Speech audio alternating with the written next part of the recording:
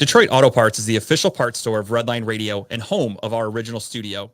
Now the home of Talking About Balls, the best show at Redline Radio. They have two convenient locations. East side, call 216-531-7373, or on the west side, 216-398-7373.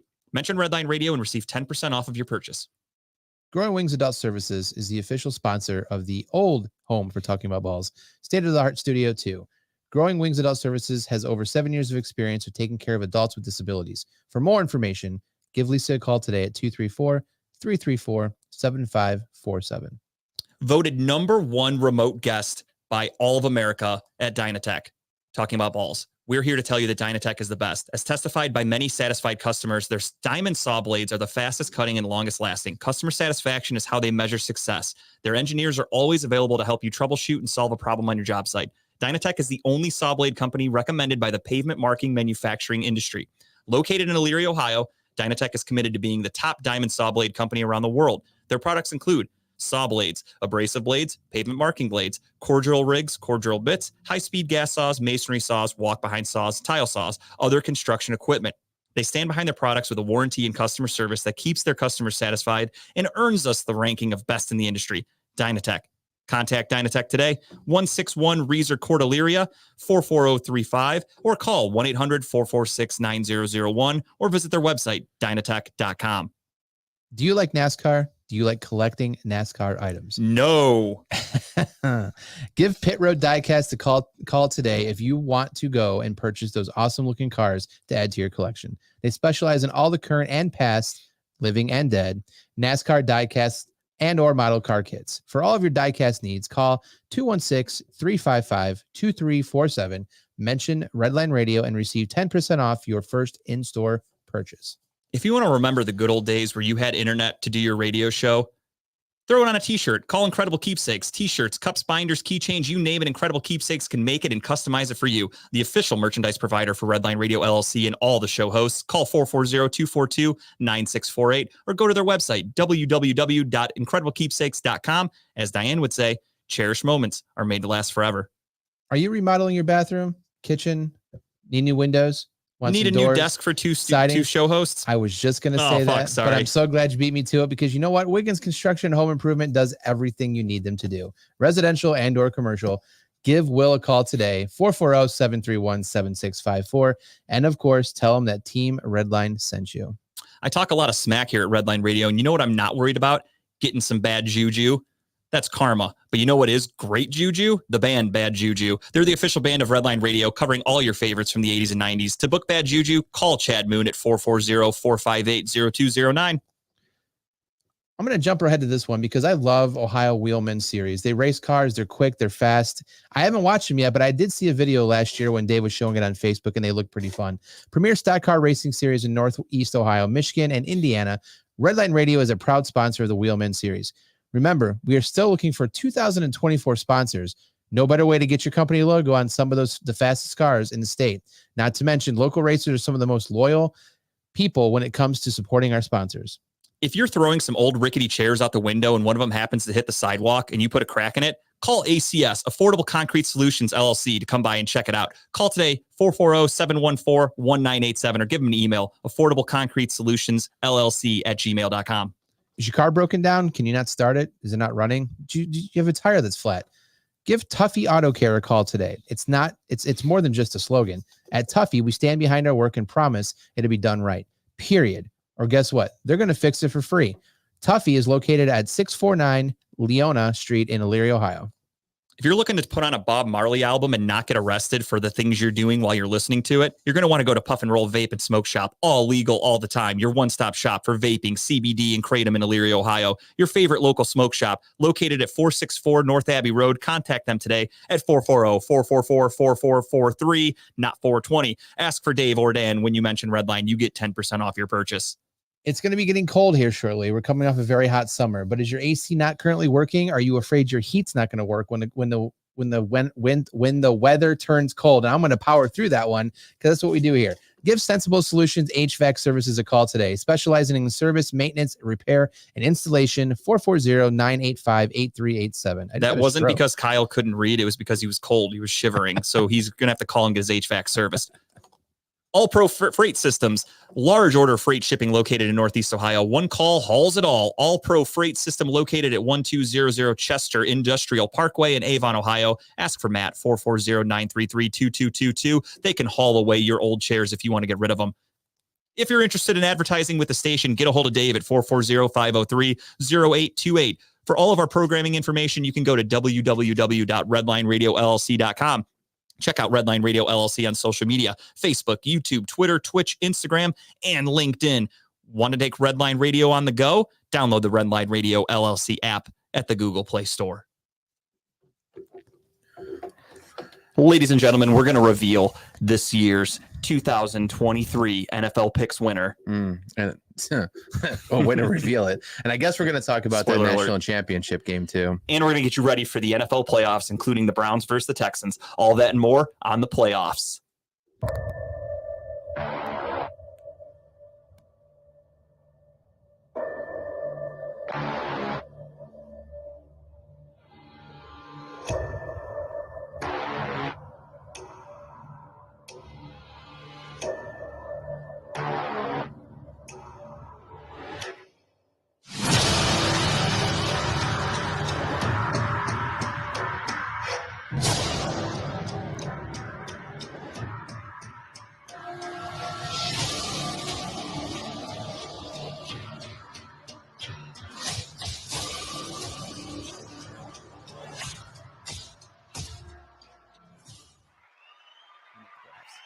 Can you turn these headphones on, Tim?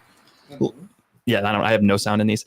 Ladies and gentlemen, welcome to Talking About Balls. I am Justin George, joined as always by Kyle Price. Back in the studio, baby. Timbuktu. We are here. We are live. Yeah, Kyle's been away from the studio for like a month now. Taking a vacation. Paid vacation. We were at Front Street Social a few weeks ago, and then last week he was sick, so I was nearly dead. Kind of dead. Almost dead. It happens.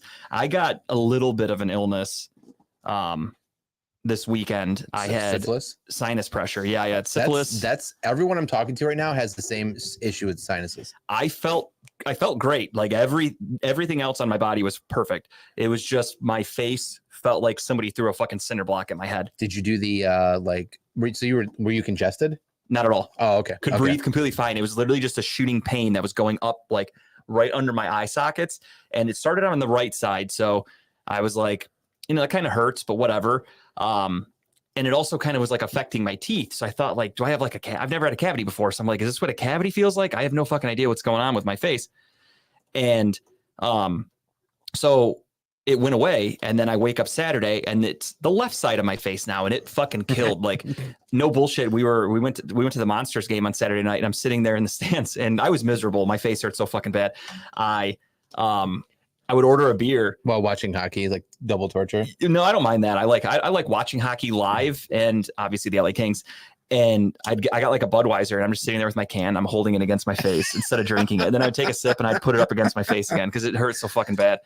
And what's going on, everybody? Robert, Steve, thank you guys for checking in. And finally, Sunday it started to feel a little bit better. I was like, okay, I think I'm going to be good. And then I woke up Monday and I couldn't sleep. Like, it hurt so fucking bad. I couldn't sleep. So Monday morning I called off.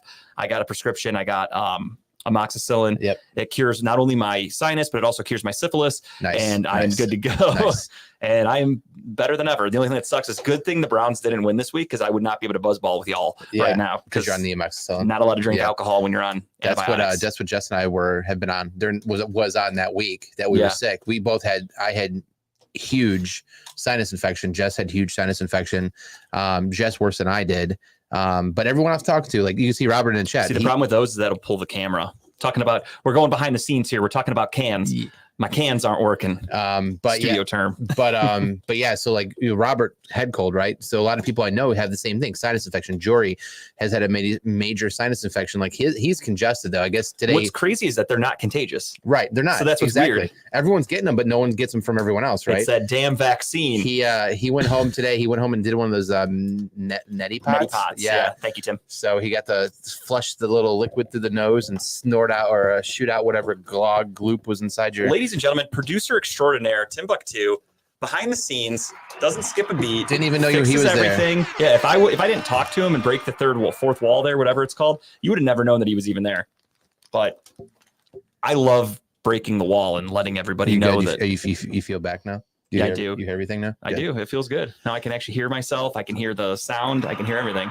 But yeah, so it's going around. I mean, everyone's getting sick. You know, I don't know anybody who's gotten COVID, I mean, recently, or RSV. I guess when I went to the little minute clinic, they tested me for COVID, RSV, they strep throat, I mean, AIDS, herpes, the clap, everything. They pretty much ran everything through my body. That's weird. You can't get it twice. Why would they check you for that? I have no idea. Just to verify, see if it's still hanging around. Like, yep, still got it. But they're saying that it's pretty bad. I mean, it's obviously cold and flu season. So I don't know if you believe in shots or not, but whatever. Just take care of yourself. Stay away from people if you're sick. I do, preferably Jack Fire. Okay. Yeah, absolutely. Or tequila for Tim's birthday, or not Tim's birthday. Speaking for of Christmas which, when we give him a bottle. how long did that bottle last you, Tim? Is it still holding on, or is it gone? No, it's gone. It's gone. Hell I'm just yeah. assuming it's gone. It's been gone. I'd say about 3 days. Nice. Only because I didn't go crazy. Wait, because you poured some back in that night. Yeah. you saw the stop sign. Like, I need to just pause for a second. Because I'm like, I gotta go home. Nah. I like to imagine that the bottle was on Tim's nightstand and he woke up in the middle of the night really thirsty and was like, I don't want to walk to the kitchen to get water. Fuck it. And just drink tequila. Just need to wet my whistle a little bit here. Yeah, just keep going. It's fine. No, that's great though. I only think of that because I've been watching the show Fargo this new season. I have yet to watch that show. Really? You have not started it Every yet. season, different cast, different story. The first season is just like the movie. So if you like the movie, you'll like the first season. I don't think you said you've never seen the movie though, right? I've seen the movie. I've never Okay. seen the TV series though. Okay. So the first season is just like the movie. It's really good. It's got Billy Bob Thornton as like the main guy. It's fantastic. But each season has a different cast, totally different story, but it all takes place in like North Dakota or somewhere where they're like, hey, how you doing there? Hey. And they all sound Canadian, but they're all from like North Dakota. It's So funny. it's all different storylines, yet none of them cross, and they're all in the same state. Correct. Completely. Not necessarily the same state, like same area, if you will. But this season's really good. John Hamm and what the fuck's the woman's name? She's from John Hamm from whatchamacallit? What's that show he was in? Mad Men and all Mad that. Men, yeah. And then the woman is she's in Ted Lasso. She's the British girl, the blonde, the British blonde, girl. the tall blonde chick? Not the tall one, the little one. Oh, the short one. Okay. All right. Can't remember her name off the top of my head, but she's in it. She's fantastic. This whole season's been great, but in one of the characters, they show his bed and his nightstand. He's got a bottle of Jack Daniels on his nightstand. I'm just like, who the fuck would need a bottle of Jack Daniels on your nightstand? I picture Tim probably had tequila next to his bed. That's what made me think of that. I was like, you know what? Maybe guys like that.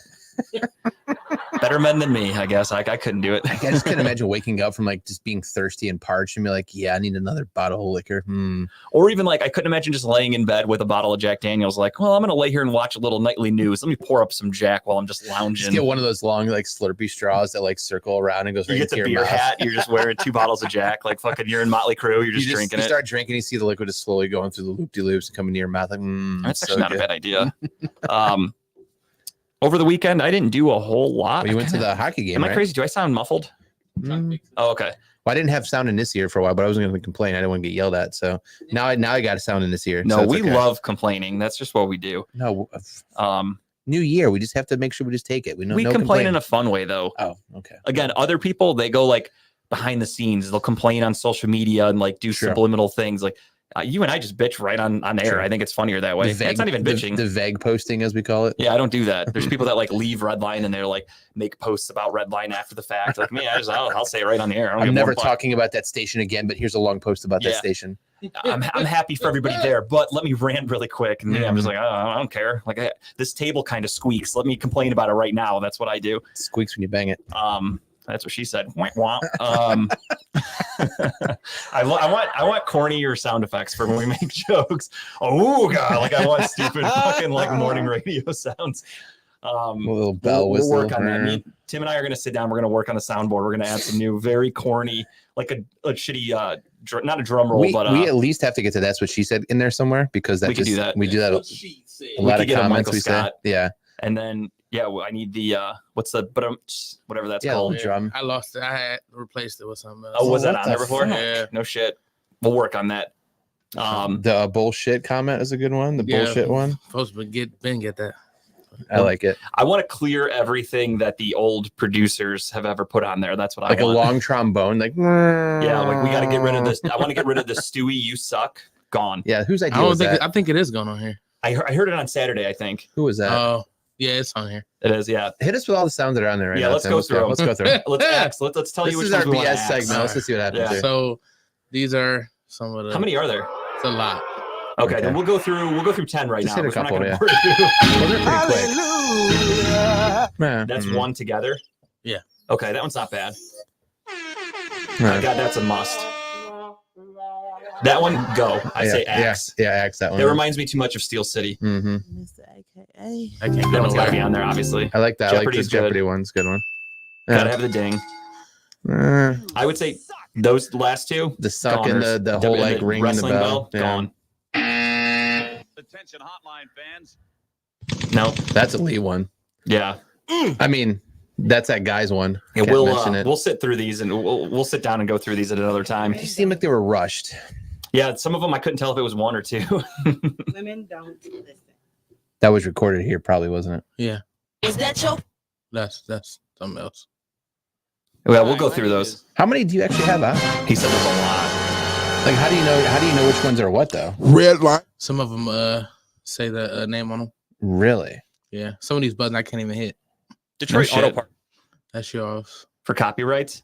No, other people. Oh, gotcha. Sheesh. Okay. Yeah, we'll go through these another Hey. time. But I want really It's the boy fucking Tim. corny and generic ones. I want the.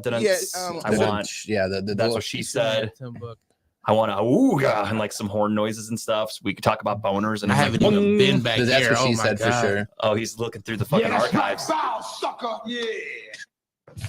Was it Nice Booker T? fight, nigga. Oh, I like Dave Chappelle. That's funny as fuck. growing wing? You do. To the quiet storm. That one can go. Growing wings. Yeah, all of Those wings flew away a while ago. there was some I had to skip over. So Yeah. still, Yeah, we don't want to get We'll sued. come up with new noises. We're going to be coming up on a hiatus here in about a month or so because our soon father to be here has a baby coming. The So. thing is, I got my little baby 216. The induction date is set for February 16th. So Bump up 2 days. Get a Valentine's Day baby there. they actually asked. That was Tara had her appointment yesterday, and the doctor was like, "All right, well, we're thinking the week of Valentine's Day. Do you want to do the 14th?" And Tara's like, "No."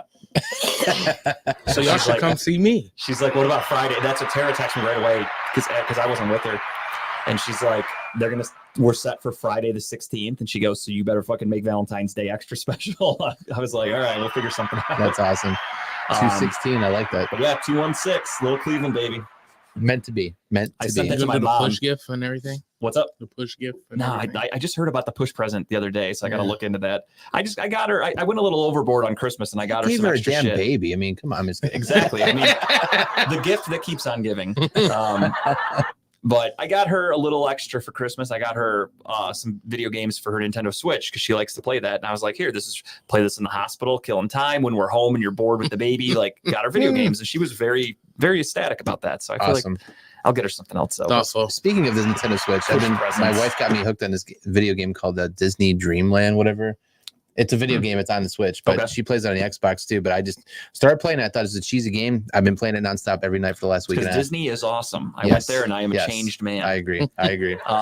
So you did nothing over the weekend other than your hockey game and Yeah, having not a really. I cold. watched football. I had facial pain and I took a couple naps and that was about it. So very facial old pain man sounds weekend. Crazy. It hurt, honestly.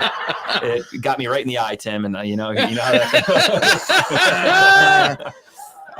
Mine was pretty much boring too. We Friday we kind of still had the cold, so we kind of chilled at home, did nothing. That was the first night we actually had a full meal for the entire week. We actually cooked some food at home, and I think it was pasta that we made, and it was really good. Saturday we actually went to Dave's house, Cleary's house. They had like a late holiday / Festivus / engagement / whatever. Everyone get together, hang Jesus. out type thing. Literally the name of the party was like just fucking long. slash everything. But everyone came together. We watched football. All we did was watch football basically, and just had some drinks and some appetizers, and then went home. Nothing exciting. Sunday, laid back on the couch and watched football. Not the Browns, but just watch football. So it was pretty you didn't watch the low, Browns game? low key. No, I didn't watch the Browns game from start to finish. Oh, okay. So I honestly mostly watched Red Zone because I was more invested in certain other players on other teams.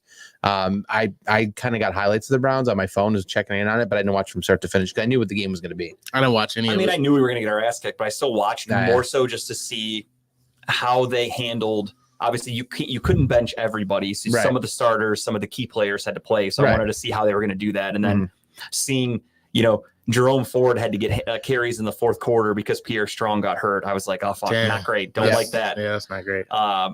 I saw Shelby Harris, one of our pretty important defensive tackles in the rotation. He got hurt. I think he'll be okay, though. But seeing him laying there, I'm like, oh, fuck. Don't like this. So Yeah. I I saw- watched it more so just for that. I saw somebody on Twitter bet David Bell 2 touchdowns.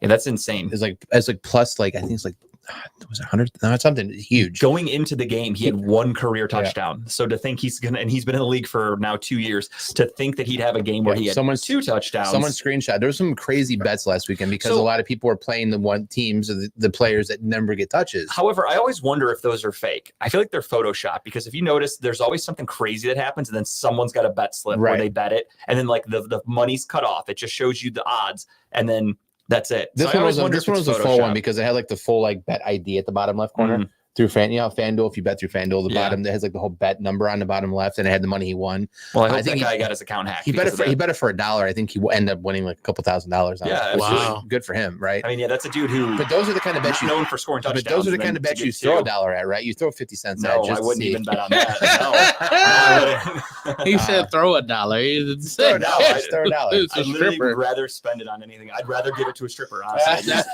That's a stripper pick. Well, strippers don't give money back to you if No, but you if that get happens. something out of it in gambling on such high like high stake thing. Not high stake, but You've like never thrown money at a lotto pick just for shits and I do giggles? lotto picks, but I do like parlays because Got it makes it higher. I don't do one individual like outlandish pick. I'll do like here's the max you can do is like 15. I'll do a 15 leg parlay. Okay.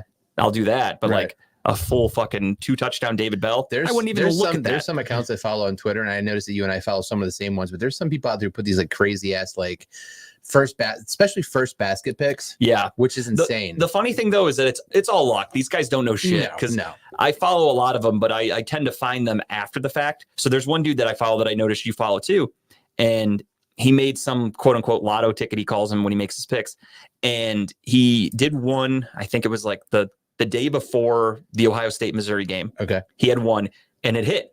And I saw that, and I didn't follow him at the time, so I was like, "Oh shit, this guy kind of knows what he's doing." Like that's like a Right. 10-leg parlay. It was Right. like plus 10,000. It hit. I'm like, "Fuck yeah, this guy's And good." nothing after. I've been following him for over a week, almost 2 weeks now. Zero. I have won 0 of his bets, and I've even taken a couple and I've watered them down. So if he'll have like a 10-pick parlay with like points, rebounds, assists, I'll do a couple less. And I'm like, This is that Jason. gotta dude? hit. I think that's his The name. Jason Diamond, whatever. Yeah, the dude who's a Ravens fan. Yes. Yeah, that guy sucks. His picks suck. He doesn't know a fucking thing. Like I can make better parlays myself.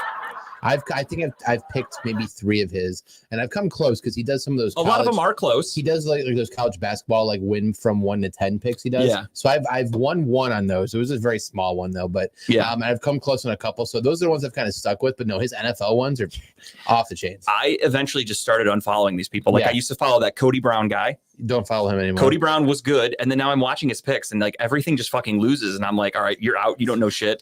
There's Nope. a Jimmy Johnson guy. Don't follow him anymore. He was good for a while, and then I found him again. He came up in my algorithm the other day, so I was like, let's see what he's doing. And he had a fucking like a two college basketball games and one, I forgot what the other one was, just a 3-leg parlay, and it was a good, like really good odds. So I was like, let me throw a couple bucks on this just for Yeah. fun. Let me see what happens. The first 2 college basketball games he got wrong by a lot. Like Yeah. it wasn't even fucking close. He said by a lot. And I'm looking at the comments, and people are commenting back, and they're like, "Why the fuck would you pick the road team against like North?" I think he picked somebody Clemson against North Carolina. He was like, "Take Clemson here straight up," and fucking North Carolina beat him by 10. Everyone's like, "Why the fuck would you pick them?" There is the one account that I think we both followed that I actually is pretty good because I think he uses it's the AI guy. the algorithm. The only problem though is he's affiliated with Caesars, so I Yeah, can't so parlay. I use FanDuel pretty much exclusively. Right. And I can't do his bets. You can't, like, he's always doing like, okay, I have this guy plus 30 points, rebounds, Yeah. assists, and this guy with 3 blocks. And I'm like, I can't parlay all that. It won't let me on FanDuel. So that's Right, kind of right. annoying. So I've done a couple of his picks, like kind of taken those and changed them a little bit to match Yeah. on FanDuel. But he posts more. They're smaller wins, right? But Oh, they're, for sure. But, And I'm but- okay with that. But he posts more wins than I've seen out of any other account, and I don't know if it's because of whatever he uses or whatever app he uses. But So I recommend, I think they're called Smart Picks. There's Smart Picks and Flash Picks. They're connected. They're like sister companies, whatever. Both of them have pretty good odds. They're the one, I think it's Flash Picks. Their parlays hit, I would say, 5 times during the week. They post daily. Okay. I would say 5 out of 7 they hit. Right. And they're never crazy, like plus 150, give or Yeah. take, on any given night, which isn't bad. Right. I started following this guy last week. Coach something, I think he calls himself or whatever. And he has he does it every basketball game. It's his 15 for 15, whatever. No shit. So he picks, well, not 15 for 15, but 15-point players. So he picks Yeah. 4 players to hit 15 points. And their odds for each individual player is like a plus 300. Yeah. But I've done it. I've done I throw like $1 at some of these Right. bets, right? Because they're people who I think would hit it. When I do those lottery ticket ones, that's why I put like $1 Yeah. or $2. I don't go crazy because I'm I've this come- probably isn't going to hit. The last 3 nights I've done it, I've come within like one player of hitting the Yeah. whole thing. And he's hit a couple. He shows like his receipts. He's hit a couple, like, and it's like 8,000, 6,000, 3,000, because the odds of combining 4 players of Oh, plus for 400 sure. above is huge. I'll have to check him out. That's I fun. don't follow him. I'll screenshot and send it to you. He just, Yeah. and then, but the thing is, a lot of these people Don't use Steve's picks. a lot of these people like just get you to go and see these free picks to hit, and they're like, oh, pay money for the Discord. Right. Jump into our Discord so you get all these daily picks and And it's everything. all a fucking guess. Yeah, Like yeah. there's guys out there who are like, I'm the first basket king. And it's like, dude, you get Oh, that one I one, showed you, the you get Jason like or one whatever. a month, Yeah. dude. Like you're not a Well, king. well, that person also picks like every game. He picks like 3 players to be at first basket. Exactly. So it's easy to do that. And then he posts there's the only winners. 10 guys on the fucking court. And then So of course he posts the winners, and then of course he's betting like $400, $500 in his Yeah. pits, and it's like, hey, I bet $500 to win like I don't know what $8,000. Yeah. Of course that looks great, man. and but I'm then not- when they're all losing for 3 days in a row and people are losing their nut, he's Yeah. not going to come out and be like, hey, sorry guys. He's like, get him tomorrow. yeah, right, yeah, exactly. And it's scary, man. I mean, sports betting is I mean, it's big. It's Yeah. bigger than it's ever been. I've reached the point because I tried tailing other people and I've reached the decision of like, I make better parlays myself. So I just stopped listening to other people. Yeah, if you only bet $5 and you win, let's say $20 that day, hey, you're up 15. Yeah. Right. Bank it, move on to the next day. Yep. Take another 5, another 15. If you do that all week, you're up by what, $70 That's what at I the end do. of the Like week? these guys are trying to get rich overnight. Yeah. For me, I'm like, I'm just gonna if I can make my account have more in it today than I did yesterday. Mhm. That's all I want to do. Yeah, I've hit a couple big ones. Like I've hit like Yeah. $1,600 ones or whatever.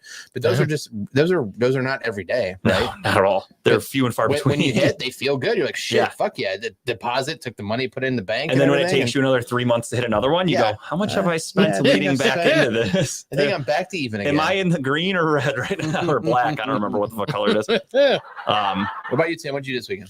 So Friday, worked obviously, and then after that, I actually went to go downtown to the Funny Bone now, and seen Rodney Perry. Shout out to him. And it was dope because when I walked in, Rich Green was there. They're already sitting with Rodney Perry, and so it's easily introducing it. Introducing Absolutely. me to him. But I had actually spoke with him through another friend over the phone, like one night randomly. And I told him, I was with, the friend, and he was like, "Oh yeah, I remember that night." That's got to put a face to the name. yeah, so it was dope. Watched him, Joey Zaza, and Dave Flint, two of my comedy peers. They killed it that night, man. Fuck it was yeah. amazing. You didn't perform? I did not perform. Okay. No, I just went to go watch, and then that sounds crazy, but Yeah. I just sat in the corner cuck chair and watched. it was basically like that too. That's what it was. But it was dope. Cause afterwards, we went to a cigar bar on Tremont, and we all just hung out. I saw that picture and I was like, I've actually never been inside the Improv, to be Really? honest. Yeah. Ironically Well, enough. Is that the one in the East Bank? that picture was a cigar bar. Oh, I know. I'm saying when I first saw it, Oh. I thought I was like, damn, they have a cigar room in the fucking Improv. I didn't know Yeah, that. And that's when I basically. realized it wasn't. That's what I thought. Cause I was like, Yeah. I've never been in there. Yeah, but it was just dope. He was awesome, like down to earth. He gave me his number, so I Fuck called it. him. Making Yeah. connections, Yeah, dude. for sure. It Making was dope. connections. And he definitely, it got back to my other friend. He called my other friend, say, "Hey, I finally met Tim." Because the friend called me like, "Hey, heard you was with No Rodney." shit. Yeah, so it was dope. Word spreading. Right. Saturday morning went and had sushi with a friend. Then How early? it was like 11, 12. Oh, okay. When you said Saturday morning, I'm thinking like you went to breakfast for sushi. I was like, Hey, it's a little early. This man wakes up to drink tequila. Sushi at 8 a.m. in the morning is probably not. I far off I base. respect I it. would definitely eat. I wasn't sushi gonna at any knock it. time Yeah, of no, day. sushi's fucking delicious. I was just I was more impressed that there's sushi places open. Right. That's- It was that was a cool time. Then after that, DJ the comedy show for Ulysses and Precious. It was their birthday. Okay, Shout happy out to them. birthday. Did you get that DJ practice in last week you talked about? Yeah, or whatever? yeah, Nice. absolutely. It was dope. I got to use it. Use some of the tools Some I of the learned. pointers. Yeah, Hell it yeah. was pretty cool. I enjoyed it. Then after that, we went to the Sunny Spot. I did open mic. Closed that show out, and it was dope. It was awesome. Fuck yeah. And Sunday, And let's get to the bread and butter here. I forgot what I did Sunday morning. Sunday. But after that, went to Hilarities Yes, sir. Hilarities. and He's fourth. did 51st jokes. Was fire. I walked in and something in my body just said, "You're taking your shirt off today," and I was like, "Okay." Now you don't have to tell the joke because you said they're going to post a video. But did you do the joke that you told me about, or did Yes, you did? I Okay. did do that joke. I messed it up, Okay. but I did do it. It worked. It worked. They liked it. I just, for me, Hell being, yeah. being the critic I am of my own comedy, I wish I did it better, but I kind of got thrown off. Okay. By Jimmy, one of the hosts. He didn't throw me off. What he said was funny, was great, but also because I'm thinking of like time. I was trying to rush through a little bit. But he said, when I took off my shirt, he said, "Damn, dude, your back has a six pack." Shit was funny. Shit was fucking hilarious. But of course, I can't waver on stage. Right. You got to get it done, especially 51st jokes. Like they Yeah. expect you're up and down. You got to be quick. So your Yeah. joke hit? Yeah, it hit. I think it hit anyway. But as soon as I take my shirt off, I got attention at that point now. So You got to control the room. yeah, for sure. Hell yeah. But it was dope, amazing. And Tuesday, Timbuk Tuesday, did a show with a new Amani, and it was dope. It was an awesome show. Now we're here. Hell yeah. Tim, I got to ask you as a comedian, what's your thoughts on the whole Cat Williams. Cat Williams thing? I mean, I guess I got to listen to that. I didn't listen I to it didn't yet. watch the whole thing, but I've seen Everybody told me like it's so like basically you have to see it. Like Yeah. that's what everybody said. Because I was like, can I just get cliff notes? And then people start explaining it, and I'm like, fuck, I think I have to listen to Yeah, this. I mean, definitely have to listen to it. I don't think you was wrong about a lot of the stuff he was talking about. I also haven't done the research, but some of the stuff makes sense. Like it So- definitely adds up. every comment I've read, you're on TikTok, right? You know how if you watch a video longer than like 5 minutes, your entire fucking algorithm is just that topic now. Like Yeah. everyone's commenting on it. So like every comment I've seen of the video clips, and then I watched the whole thing, right? First off, props to Shannon Sharp for letting him talk, like not cutting him off, just letting him go, right? Yeah. But all the stuff he was saying, every comment you're reading, it's like everyone's like, "I see no lies." Like, and then you see these people rebuttaling. Like Kevin Hart came out the other day on one podcast and tried to refute some of the shit he was saying. And then I believe who was the other one that came out and got like butthurt over what he said? Well, Faison Love has been at his neck. Yeah. So like all these people are coming out, I didn't see that. but Yeah, no he's been on his neck. one's speaking against it, saying he's lying. Like no one's Yeah. saying you're telling lies, right? Faison loves the big bald dude, right? Yeah. Okay. So I don't know who pissed Cat Williams off, or has Cat Williams just been waiting in the wings to like bide his time to say something? But Well, Ricky Smiley and Cedric the Entertainer, I know both were on the Shannon Sharp show, and they both are the Club Shay Shay, I should say. They both have spoke on him, on his name. I mean, So- I think Cat Williams is fucking hilarious. No, Cat Williams is amazing. He's definitely one of my influences. Like one of his stand-ups, like it was like before the Pimp Chronicles. Pimp Chronicles was the one that like really pushed him over. Yeah. Mhm. But it was the one before that.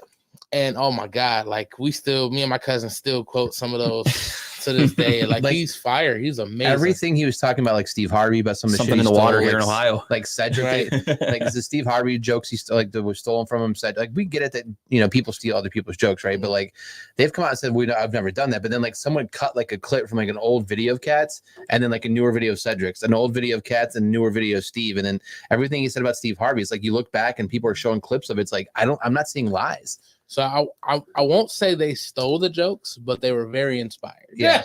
I will say they were inspired by the joke. It's reminiscent of the Dane Cook Louis C.K.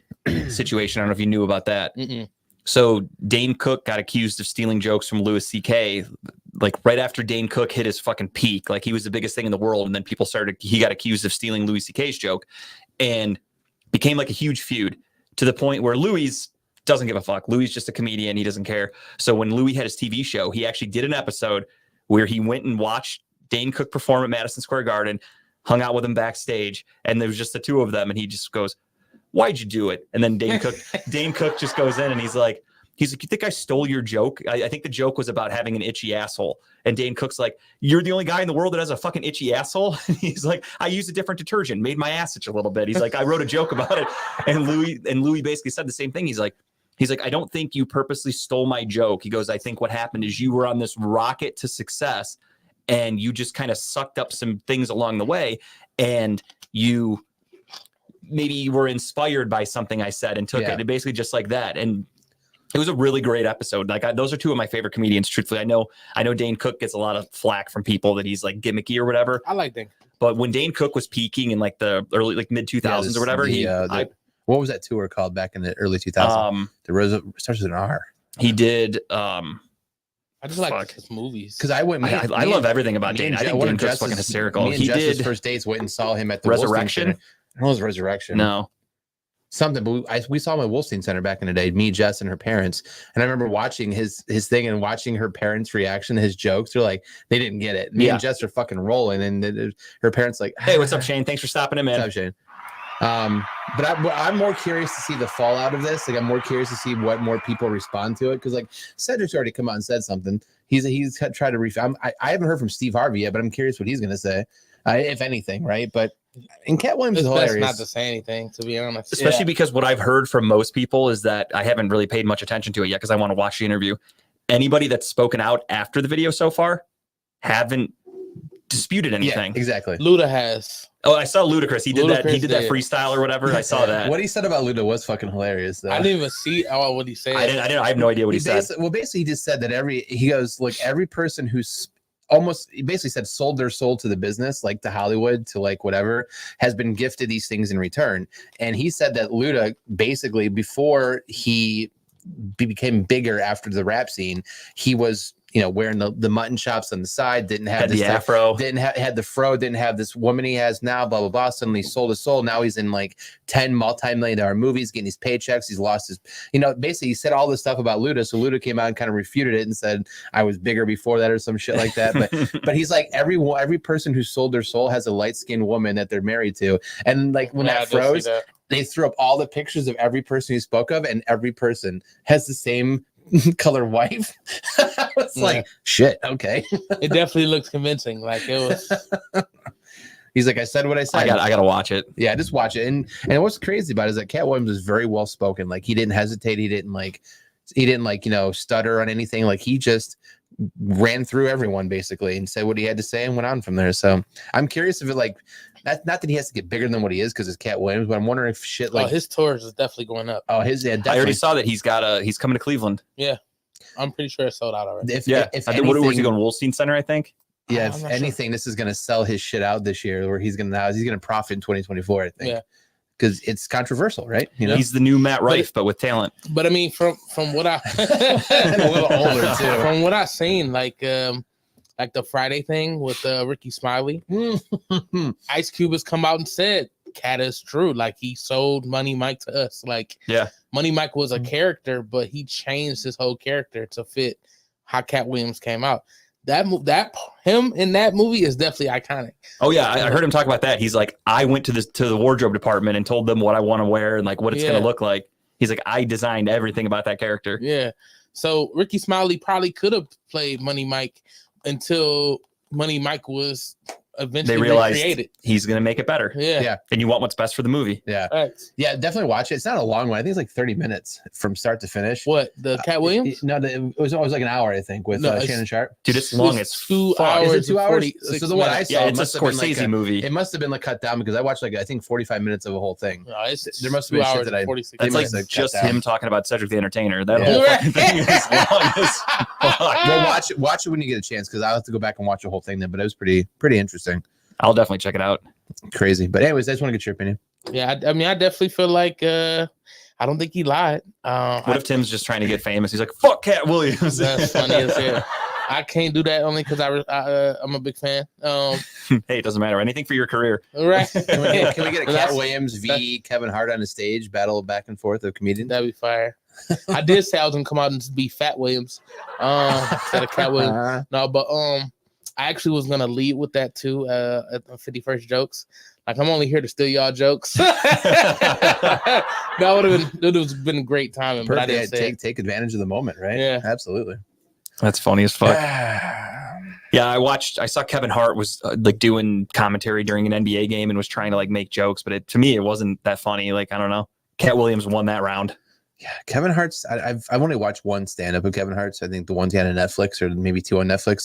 He's funny, but it's not like. So you've never seen like early Kevin Hart? I've never seen early Kevin Hart. No, Oh no, early Kevin Hart is hilarious. really. Early Kevin Hart is very funny. And then what the problem is, and this is just from what I've learned, he got bigger. He's a great performer. Don't get me wrong. Yeah, he's phenomenal performer. Phenomenal. But what for sure. happened is the more famous he got, he started doing movies, everything. He was in that So he fucking cared so less much. and less about the stand up. He still would do it, but he had a writing staff. I see. Okay. So that's a big knock. A lot of people don't like comedians that do that have writers. Like I'd love if to you're see. stand up, you should write your own stuff. That's Well, you can write your own stuff and have like people critique it. right. Switch. My understanding is that he had an actual like staff that would write his jokes. I would love to Believe it. see. And now- he's just so good. He could just perform it and it sounded phenomenal and got everybody laughing. Don't get me wrong. But Eddie Murphy seems to be doing a lot more movies again. Like he's back to doing more movies. I'd love to see one more stand up of Eddie Murphy's. Oh man, it'd be phenomenal. Just 'Cause put it on Netflix. I feel like it's Netflix not is- going to happen. They've Netflix is been trying to buying- get it for years. He's funny just talking. Yeah. Like just regular talking. Like he's hilarious. I can't wait for the new movie I to can't come wait. out. I can't wait for Beverly Hills Cop. And Yeah. that's what I'm saying. Now that he's got this deal with Netflix, because he signed a deal with Netflix for Yeah. kind of like the Adam Sandler deal. So he has a couple movies coming out with them. So they got the exclusive rights to Beverly Hills Cop 4. Just do a stand up. Do one stand up. Come out and do like a whole Right. like. Did you watch the new Dave Chappelle one? Oh, yeah. We talked about it last week. Yeah. That was. Yeah. I just watched that. It's hilarious. That was great. The fucking trans joke you lead off. with? Adam, we'll Fucking address nailed what it. I'm wearing in a little bit. Don't you worry. That trans joke you let off the show with fucking nailed it.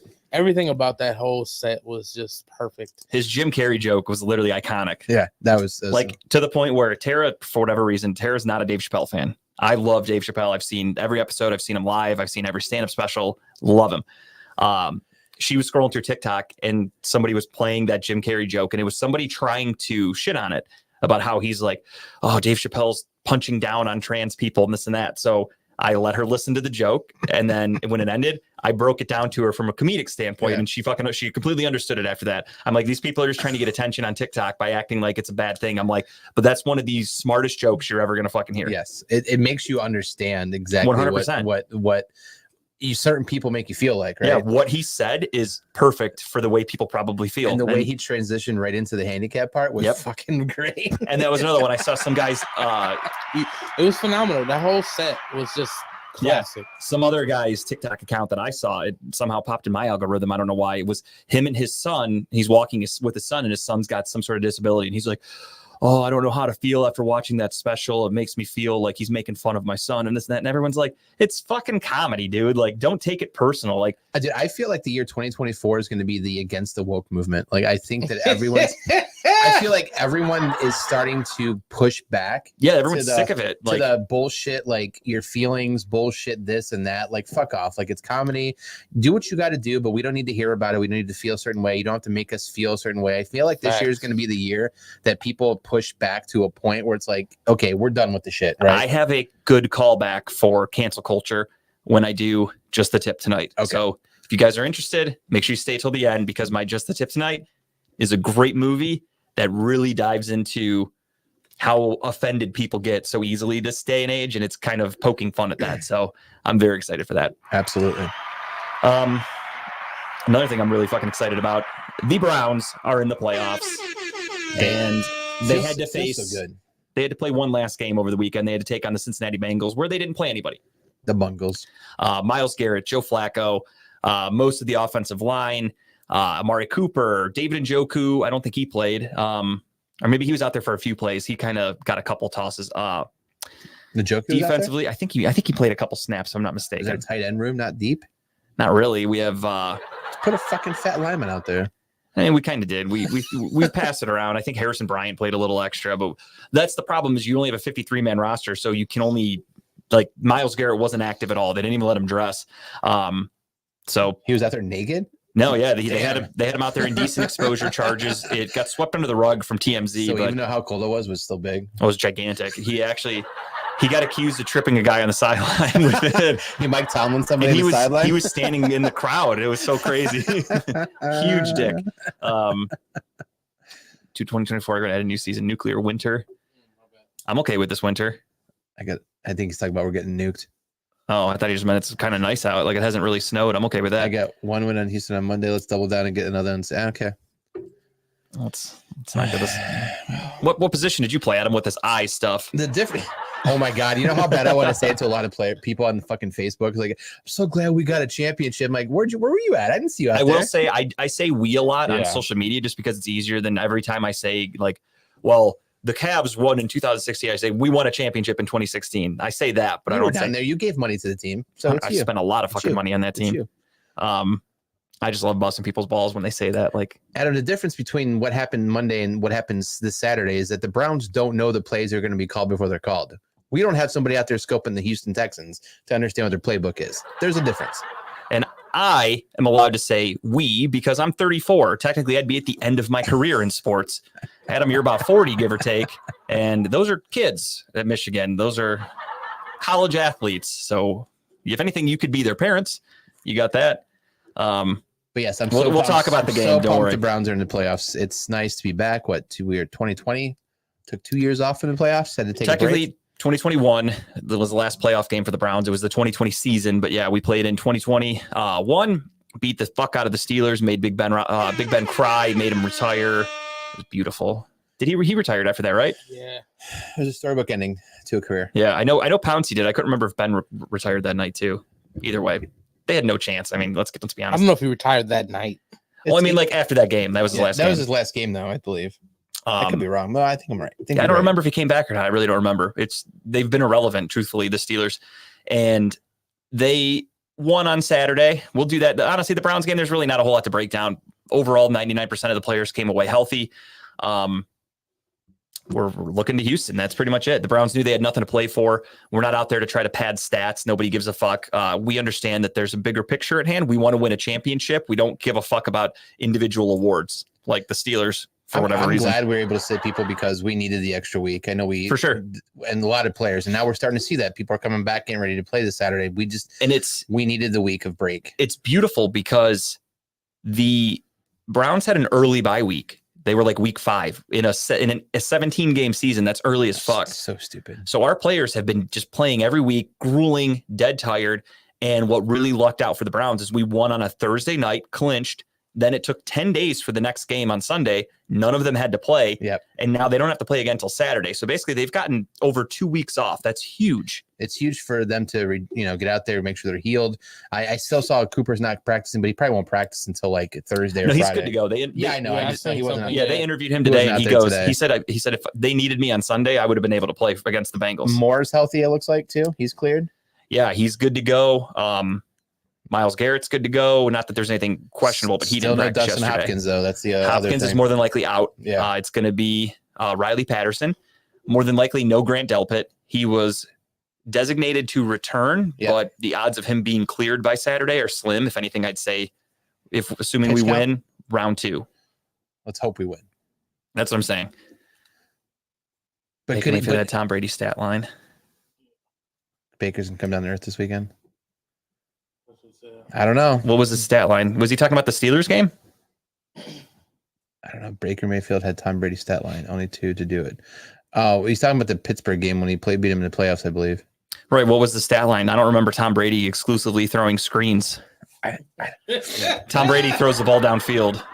And Yeah. this is just dead honest. Jamie, if you want to go back and rewatch that game, Well, Jamie doesn't like Baker Mayfield. I don't think so. he maybe he fucking does. loved him. Oh, We got into that's so right, many true. arguments about him. That's If you want to go back and watch that game, Baker was a game manager like a son of a bitch Well, for we the almost season. lost that game because of Baker.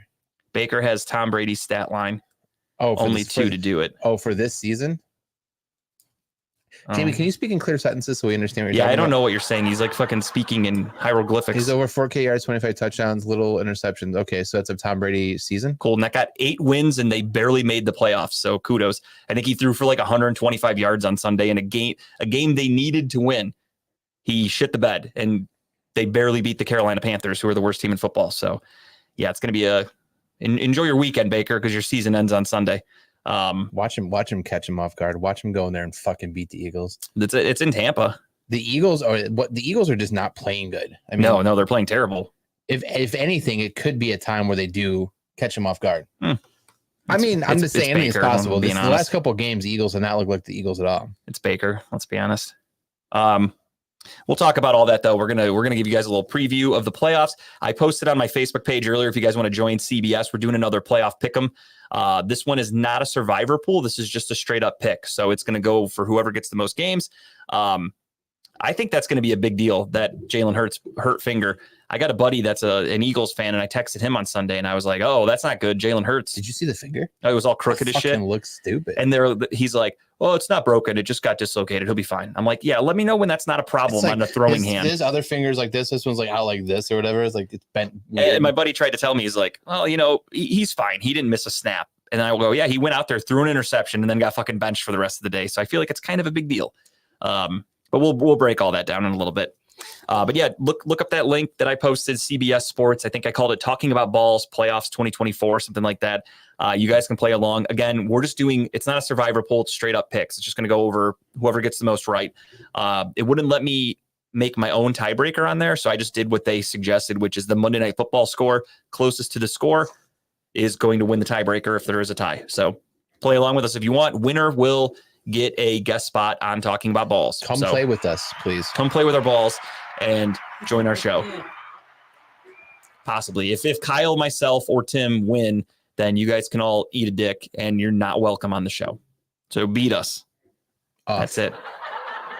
Beat us off. 4,000 yards, 28 touchdowns, 10 picks, barely made the playoffs in the worst division in football. Who gives a tit, Jamie? Jesus Christ. Go down there and blow him. Why don't you? In that humid Tampa I guess air. I'm confused though. Are you saying that are you happy for Baker? Like, Yes, Jamie is saying the Browns should have never gotten rid of him because he is the reincarnation of Tom Brady. I mean, did Baker play himself into a extension?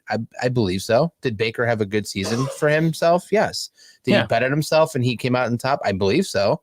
I mean, he's gonna get probably re-signed by the Bucks, I assume, right? Yeah, will he get a decent contract and probably play like Danny Dimes next year, and then the Bucks will immediately What do you regret think? it? Like 4 More years, than likely. like 3 years, 50 million, something like that. Yeah, I mean he'll earn himself give or take 20 million a year. That's just kind of the bar for Yeah. quarterbacks. So good. So I mean, yeah, congratulations, kudos Baker. Probably give him a 3-year contract. I'd say 3 years with a 4th-year option, 20 million a year. Done deal. Probably loaded with some incentives in there for Yeah. playoff and shit like that he has to work Absolutely. for. But there you go. Congratulations. Way to go. Yeah, kudos Baker. So couldn't be happier for you, buddy. Yeah. Do they have cheesecake factories out in Florida? They have to, right? No, but they got a lot of sluts that'll blow you anywhere. Heyo. Saturday night, the Steelers beat the backup Ravens 17-10, and they celebrated like they won the fucking Super Bowl. And What was that? What'd you say? I said the Steelers beat the Oh. backup Ravens 17-10, and they Dude, celebrated that like was they a won the Super Bowl. Nasty Donald, game. what's up? Thank you for checking in. That was a nasty game. That was ugly. The weather was terrible. All backups for the Ravens, and the Steelers were literally like, that's the funny thing is after the game, then I made a post about this because I finally just got sick of it. The second that game ended, the Steelers win. They then the destiny is out of their hands, but they did what they needed to do. They needed to win to stay in the hunt to make the playoffs. Right. They win the game. You would think, me personally as a Browns fan, I would immediately be like, holy shit, like let's go. We got to make the playoffs. Like I'd be excited. Steeler fans immediately went on social media to go, TJ Watt's so much better than Myles Garrett. Immediately after the game, they're posting memes about Myles Garrett. There are TJ Watt stats to just act like he's better than Myles Garrett. It's fucking Looney Tunes how obsessed they are. Well, I also that was which is kind of funny. It sucks. I feel so bad for the Jags. I mean, they did it to themselves. Yeah, they suck. But they didn't waste any time posting or reposting when the Jags stole the terrible towel when they played the Steelers about something, and then they reposted where the Jags said playoff tickets on sale and then Yeah. like circled the date or whatever. Yeah, they're like, that's what you get for touching our towels. You don't make the playoffs. A bunch of fucking losers in Pittsburgh, dude. Seriously, Steeler fans are the biggest fucking losers ever. If I'm being honest, Sensitive. I'm friends with a lot of them, but they really are like. everything on my on Twitter, if I just scroll through anything about talking about defenses, I just look at some comments and everyone's like, why isn't TJ Watt on that list? Like they're fucking obsessed. It's crazy. And every one of at least the ones we know, are like saying, "Oh, I'm so pissed that we made the playoffs." Yeah, most people are I don't get that. I don't understand that thought process. Like, I've never would be pissed if the Browns do they deserve to be in the playoffs? Absolutely not. I look would at it still be happy. I can take a step back as a Browns fan. Obviously, the playoffs are few and far between Jamie, for us. I agree. I think they're going to get killed. I do too. I made the joke, and of course, Bo got offended. I said, whoever plays the Steelers, it's just a first round bye anyway. But I can take a step back and look at it again. The Browns have not had success. So for us making the playoffs, it's a fucking huge deal. Yep. For them, they've won championships this decade. They've made the playoffs pretty consistently. They haven't had a losing season under Mike Tomlin. So they have this success. But at the same time, it's Jeff Fisher. You are stale. You're going to get your 8 wins. You're going to get your 9 wins. You're going to maybe sneak in as a wild card. You're never going to win the division with this roster the way they play. You're never going to be a legit Super Bowl contender. You're literally mediocre as fuck. Right. I mean, look at them. Last year, they draft Kenny Pickett. I told everybody Kenny Pickett's got tiny hands. He sucks. They just think I'm being a hater. He sucks. He's not very good. He's now benched for Mason Rudolph, who sucked a few years ago, who has somehow surpassed Mitch Trubisky. So they're not making good decisions as an organization. They're guessing, and they're not guessing very intelligently. And it's keeping them right in the middle to where they'll never take that next step. Because if you're winning 8 to 9 games, you're drafting in the late teens, 20s, give or take. You're not getting a franchise quarterback there most of the time. They tried with Kenny Pickett. It backfired. He sucked. They're starting Mason Rudolph in the playoffs. They've already come out and announced it. They got an opportunity to trade for somebody in offseason if they wanted to, though. The problem, though, is, I mean, I know they have a new GM, but it's not the Steelers' way to make big, flashy trades. Well, the Steelers' way hasn't won a Super Bowl in like 50 years. So maybe It's they been need a while. to Don't let them hear you say that, though. But I honestly think, I mean, and Mason's success is just, he's just a slinger. He just throws the ball. Yeah. He just gets, I mean, and Pickens is not a bad receiver, right? Except for Saturday where he had 0 catches. Well, it was a nasty fucking game, though. And yeah, he fucked me in the bet, by the way. Other people found the ball. I needed a couple catches out of him that day. But no, I mean, he's just, they have a chance. They should be trading. They can't draft one. Go try to trade for one. You got one in Chicago right now. Try to give him something worthwhile. Bring him in. He's better than what options you have now. Hey, Mike Tomlin's a big fan of Russ Wilson. You guys can have him. Oh, I would love that. that'd be interesting. I would love that. He sucks too. Yeah. But no, I thought it was really hilarious how they're obsessed with Myles Garrett. Everything that comes out of their mouth is about Myles Garrett. The funny thing is, Pro Football Focus, analytics, they break down things that common fans don't even think about as how they grade a player. Myles Garrett consistently grades higher than TJ Watt, rightfully so. Steeler fans don't like that. Steeler fans bitch and moan and they go, Myles Garrett touches almost every play. It's crazy. And the crazy thing about Myles Garrett is he's getting double and triple teamed. Like, show me a highlight that matches that play where against the Titans, Myles Garrett shifts from left to right multiple times to where the Titans can't get set and they have to take a delay of game penalty. Show me when TJ Watt does something like that. Teams will go one-on-one with TJ Watt. They're not afraid of him. Teams do not go one-on-one with Myles Garrett. TJ Watt got shut the fuck down by DeJuan Jones, a 4th-round pick rookie when he played the Browns when we beat them in Cleveland with DTR. TJ Watt was shut down by a rookie. Myles Garrett doesn't do that. You don't hear that about Myles Garrett. No. Myles Garrett needs double, triple teams. He needs guys chipping him, touching him constantly to break him off the ball because he is such an impactful player. And another fun fact, Steeler fans hate the Pro Football Focus, okay? They say that's nerd shit, whatever. They don't like it. Today, the NFL, for the second time ever, let the players vote. I saw your post, yeah. All pro voted by the players. Only 2 defensive ends are selected. Who were those 2? The second one on the list, not TJ Watt, it was Max Crosby. Number 1 on the list, Myles Garrett. That is from the actual players. Dub, what's up, dude? Arthur Smith is gone. The Falcons are ready to move on. You guys got to get yourselves a quarterback, though, because your quarterback room sucks. That's your biggest need. You guys need to go get Justin Fields immediately, in my opinion. But Steeler fans are so fucking obsessed. Now, what's their argument for even the players voting that Myles Garrett's a better player than TJ Watt? They don't watch the tape. That's why. That's what I hear. I saw people say. They're like, well, the players don't watch every game. I swear to God, people were saying that. I mean, just looking back at the highlights of Myles Garrett this year, it was fucking crazy. Like, I don't see TJ Watt out there on a field goal block, jumping the fucking line, blocking a field goal like Myles Garrett did. Myles Garrett. No, what TJ Watt does is TJ Watt lets Cam Hayward and Highsmith take up double teams, triple teams, and the quarterback runs the other way, and TJ Watt just waits for him. Yeah. He gets so many clean looks at the quarterback. He's It's like not even he's funny. like the dad getting the hug from his kid. Like, come here. Yeah, it's like Here you go. it's like this side is the guy with the van and candy, and this side It's TJ Watt. is dad. And Come TJ here. Watt's like, oh, come Give here, me a buddy. hug. He's just grabbing him. Yeah. And don't get me wrong, TJ Watt's a good player. That's the fucked up thing too, is the Steeler fans, like, they almost feel like he's underrated, which he's not. Like, TJ Watt's a damn good player. No one's denying that. Why do you guys feel the need to like try to force people to say nice things about him? It's fucking weird. TJ, who's better? JJ Watt. JJ Watt. No question about it. JJ Watt was such a more versatile player. JJ was closer to Myles Garrett than Exactly. Amen to that.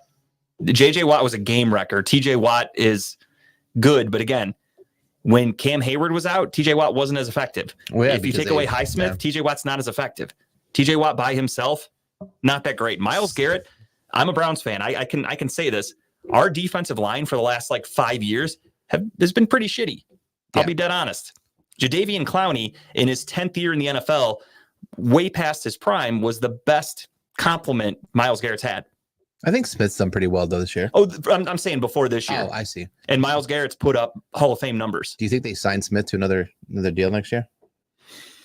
If he takes a discount. Yeah. Think he takes a discount though? No. No.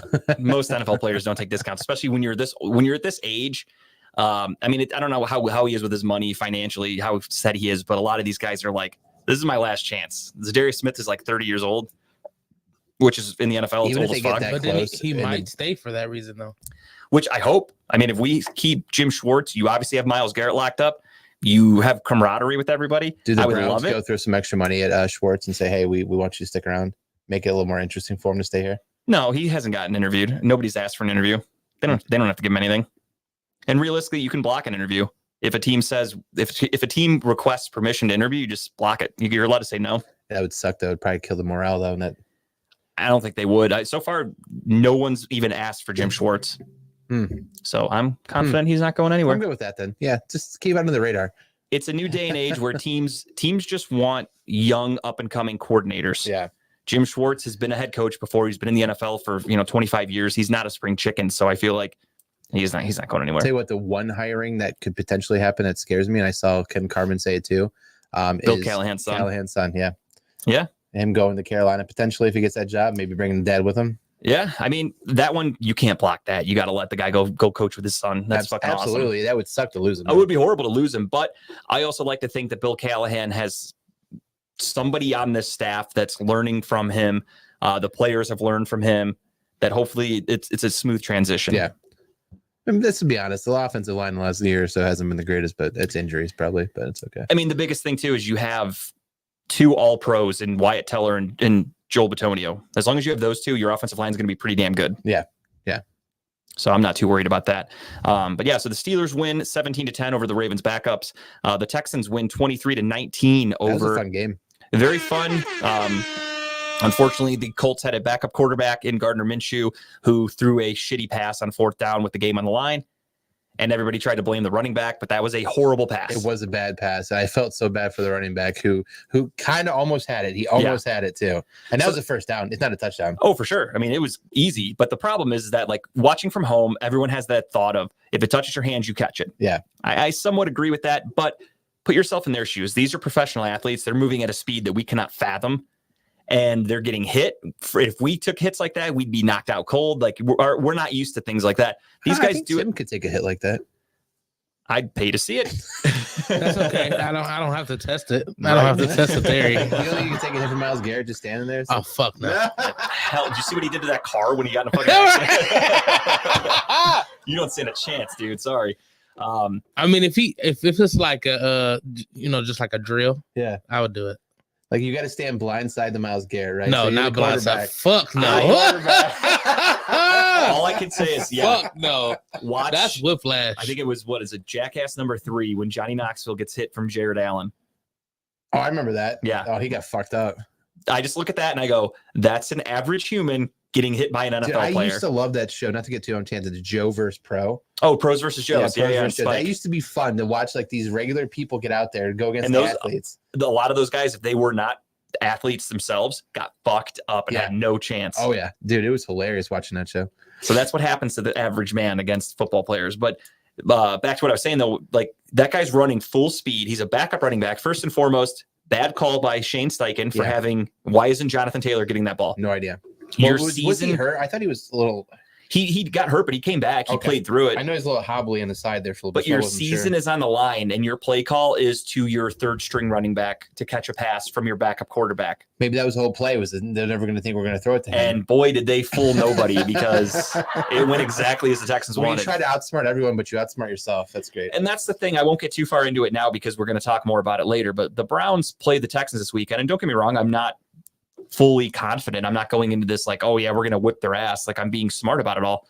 But I also look at it as like the Texans at home almost just should have lost that game to the Colts. The Colts are not a great team. They're average. Mhm. So that makes me feel a little bit more confident about the Browns. But Mhm. back to that play. Yeah, just bad play call. Shane Steichen, throw it to Jonathan Taylor or come up with a better game plan than that. You put the game in Gardner Minshew's hand to make a perfect throw, and he fucked up. Buccaneers, Tampa Bay had Tom Brady-esque. He 9-0 beat the Panthers with 3 field goals. Like Brady never left. Browns lose 31-14. Thanks to David Bell's 2 touchdowns. The Browns do find the end zone in the fourth quarter. Lions win 30-20. And as I've said all season, the Dan Campbell experiment gets a little dicey. He decided to be aggressive and play all the starters, even though they had nothing to play for on Sunday. And their rookie tight end stud, Sam Laporta, Got hurt. hurt his knee, more than likely going to miss the playoffs because Dan Campbell has a lot to prove how tough he is. I put chewing tobacco I can't in. believe that they were playing their starters. That's again, I said all year, Dan Campbell's a fun coach, but when it comes to crunch time, when they want to win big games, he is going to do something stupid and cost that team. Mhm. And they just lost their second best pass catcher. So good luck. In the Snow Bowl, the Jets win 17-3 in what could possibly be Bill Belichick's last game, but he's still the coach right now. No news is good news, I I'm suppose. curious what they're going to do. Are they going to cut him? Or are they going to try to trade him? My understanding is he's essentially come out and said, like, either fire me or I'm the head coach. That sounds like Like I'm not He's I'm not fucking playing resigning. like roulette with. I'm them. not Like, here you resigning. go. Like make a decision. I'm not going anywhere. Saints beat up on the Falcons 48-17. Your guys' thoughts on that last minute play? Dub, if you're still there, Dub, what did you think about that last minute play call from Jameis Winston? Was that an incentive based play though? In Campbell's defense, if Dallas and Philly both lost, Detroit would have got the 2 seed. Yeah, I guess. But looking at their schedule, I understand that Philly ended up losing. But looking at Dallas playing Washington, who's trash, and Philly playing the Giants, who's trash, I would have just looked at that and said, I want my players to be healthy. And backfired. Was that touchdown an incentive based touchdown though? Like if he got one more touchdown, he got paid. No, it was his only touchdown this year. But I thought he didn't have any incentives to a touchdown. I don't believe so. I think they just said that he means a lot to the team. They wanted Jamal Williams to get a touchdown this season, Okay. just because he's a veteran and he retires or something. But they were like, we wanted Jamal Williams to get a touchdown. Ballsy move by Jameis Winston, I will say though. His interviews after that were fucking awesome. Oh, where he got back and forth with the He's like respectful. I want to be in all due respect. He just kept saying the word respect. Yeah, Arthur Smith was pissed, yelled at Dennis Allen, but in Dennis Allen's defense, He's like, Dennis Allen's like, I called a fucking victory formation. That wasn't me. So honestly, I don't give a shit. You can score the ball. Who cares? Sportsmanship or no sportsmanship? Just run the fucking I say you're paid on defense to stop me. I'm paid on offense to score, vice versa. ball. Yeah, stop me. Do your job. Jaguars 20, Titans 28. The Titans beat the Jaguars, Fucking crazy. thus ending their playoff chances and putting Pittsburgh in the playoffs. Fucking bums. Seahawks with the last second touchdown win 21-20 over the Cardinals. Bears lose to the Packers You see the 17-9. committed to Murray. Yeah, Going I knew forward. that was going to Yeah. happen. Packers win. Packers earn themselves a playoff spot. Chiefs win 13-12 over the Chargers in a game that nobody played in. Raiders win 27-14 in a game nobody played in. Nobody watched. Giants Nobody upset gave a the shit Eagles. about. Yeah, nobody gave a fuck about that. Giants 27, Eagles 10 in the upset of the weekend for sure. Eagles cost themselves the division and they are the 5 seed. And I think they would have lost the division regardless, even if they won because Dallas won. But either way, still an upset, still embarrassing. Rams, last minute, Carson Wentz comes back and beats the 49ers. Cowboys beat up on the Commanders 38-10. And to win the AFC East, the Buffalo Bills win 21-14 over the Miami Dolphins. And ladies and gentlemen, that was your final week.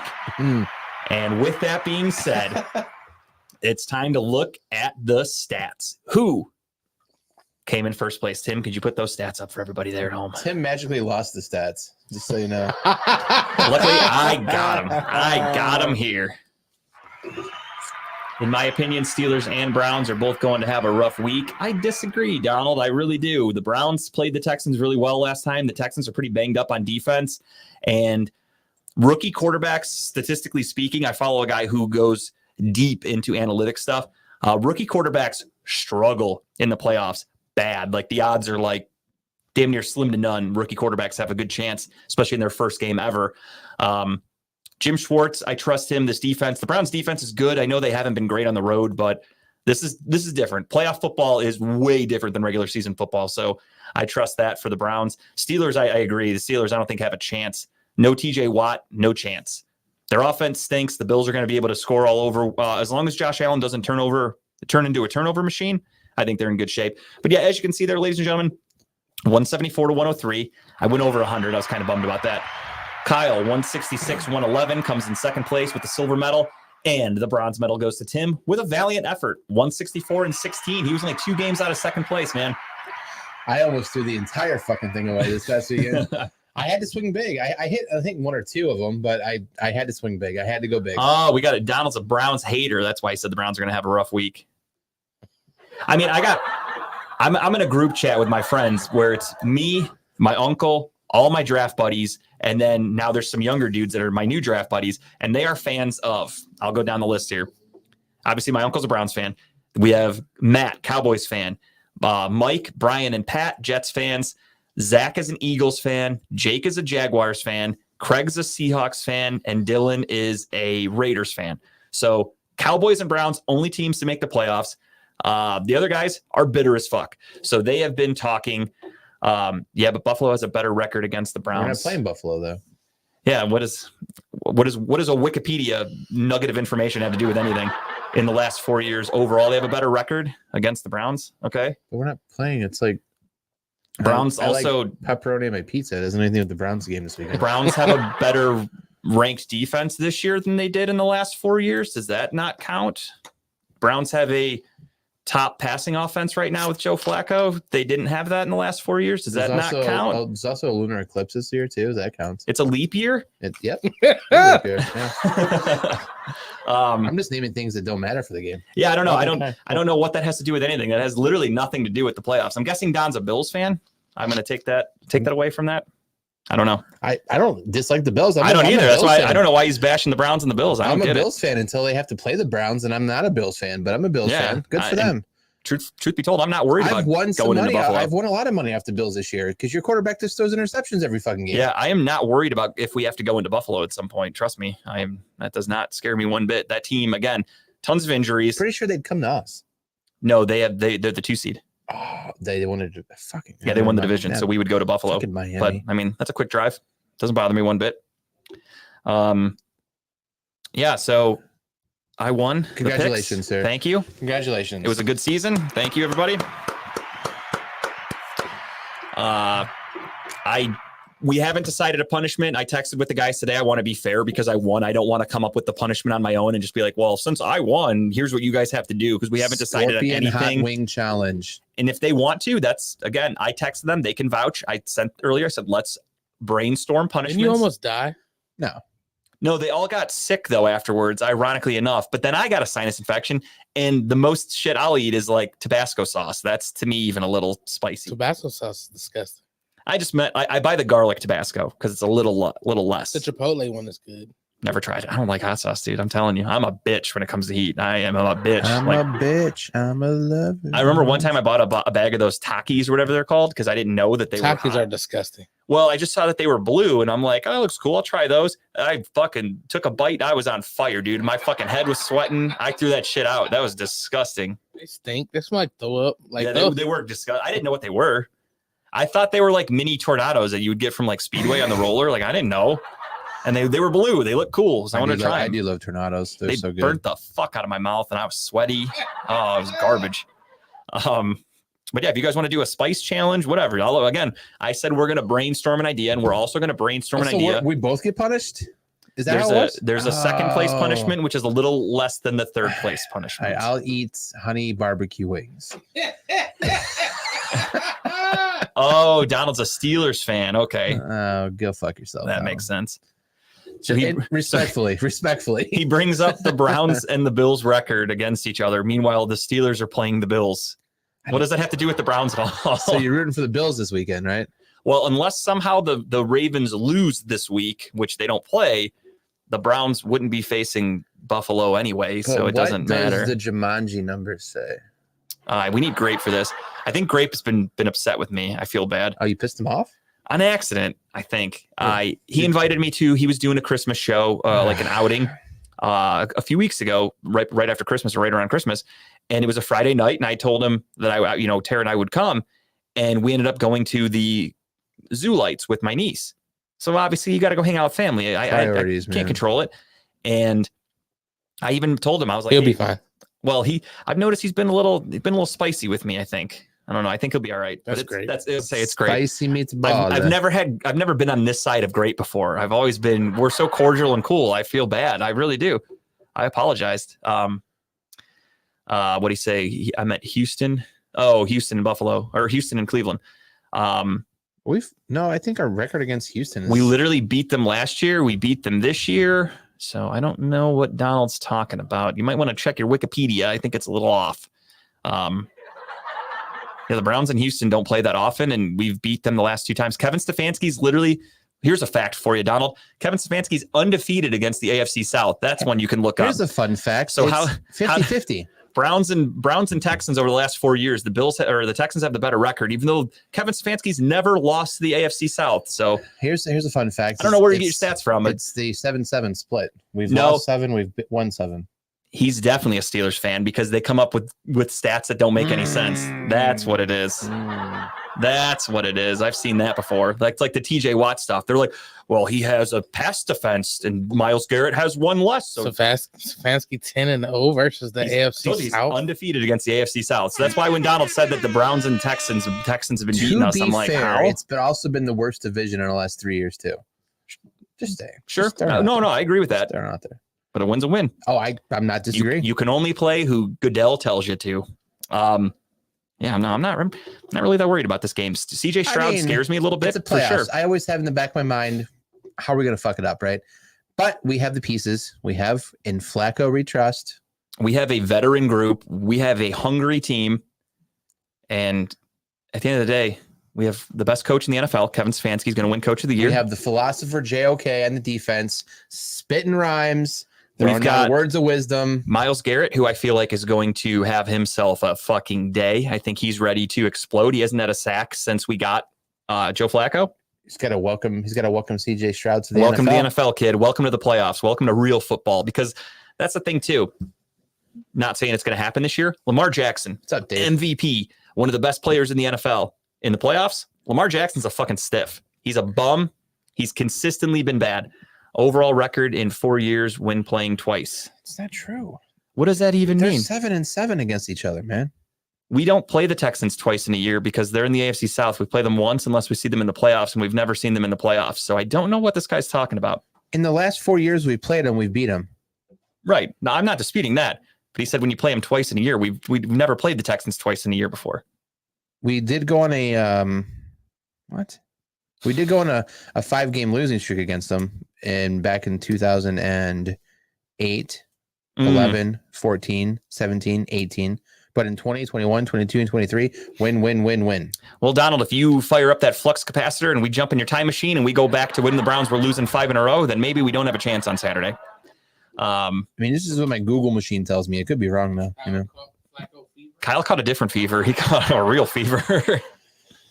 Dave, what's That's up? the bird flu. I'm gonna ride that old man out, man. I don't know. Something tells me Pulse. the NFL is all about storylines. You ride that old man. The NFL is. I'm going to.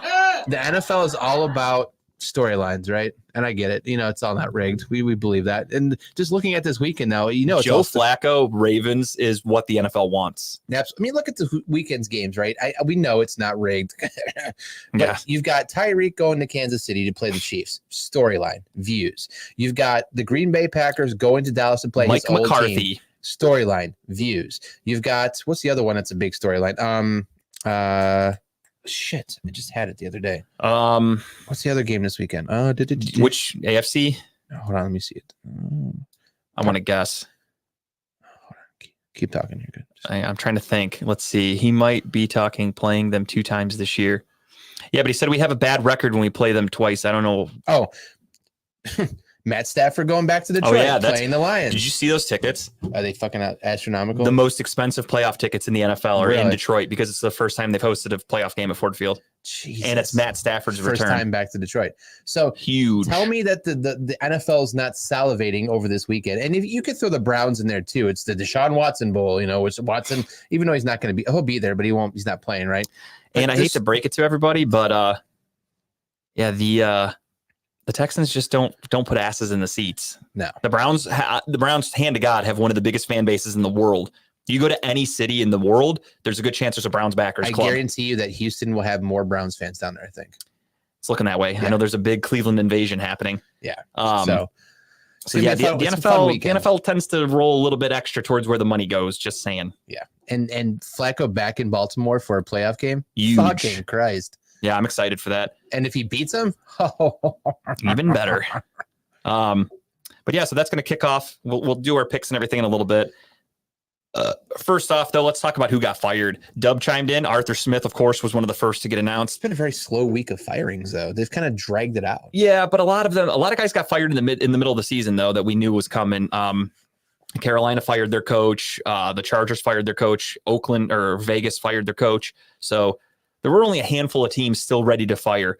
And you had Arthur Smith got fired. You had Ron Rivera, which I'm surprised he lasted the full season. Surprised Mike Vrabel got fired. That was a shocking one, to be honest. That one is very surprising to me. And then Pete Carroll did not get fired, quote unquote, but he's moving up to a different role with the organization. That's just a nice, polite way of getting fired. That's a nice way of taking an old man behind the woodshed and not embarrassing him with a fire. Because Marshawn Lynch is up there waiting for him right now. No other team is going to sign Pete Carroll at 80 years old as to be their head coach. So some of these coach openings, some people make sense going to. Did I forget anybody? I think that's it. Nope, that's it. What's the offensive coordinator's name for the Washington Commanders? The guy came from Kansas City, Eric Bieniemy. Eric Bieniemy, yes. Is that a shoo-in to get that job in Washington? Yeah. No chance. Do you think he goes somewhere else? Yeah, there's a good chance they're going to hire a new head coach and they're going to gut the coaching staffs from both sides. Most head coaches when they come in, they want their own men. For that man to get a coaching job or a head coaching position. I mean, he's been. It's not like the Commanders' offense was dead. No, their offense was good, but overall they did stink. Yeah. But again, you had you had Sam Howell and you had Jacoby Brissett, and to do what he did with Sam Howell, who I think is a bum, it's impressive. Not knocking it. However, I think they won 4 games. Like that plays a lot into it too. That shows that offense can move a little bit, but it doesn't win games. Sure.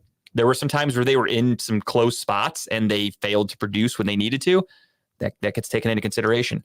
We talked about Vrabel. We think Vrabel's going to have his pick of the litter. I truly think Mike Vrabel is the top candidate for just about any team right now. They're going to want that guy because he's got winning experience. He's been a coach of the year. He's young.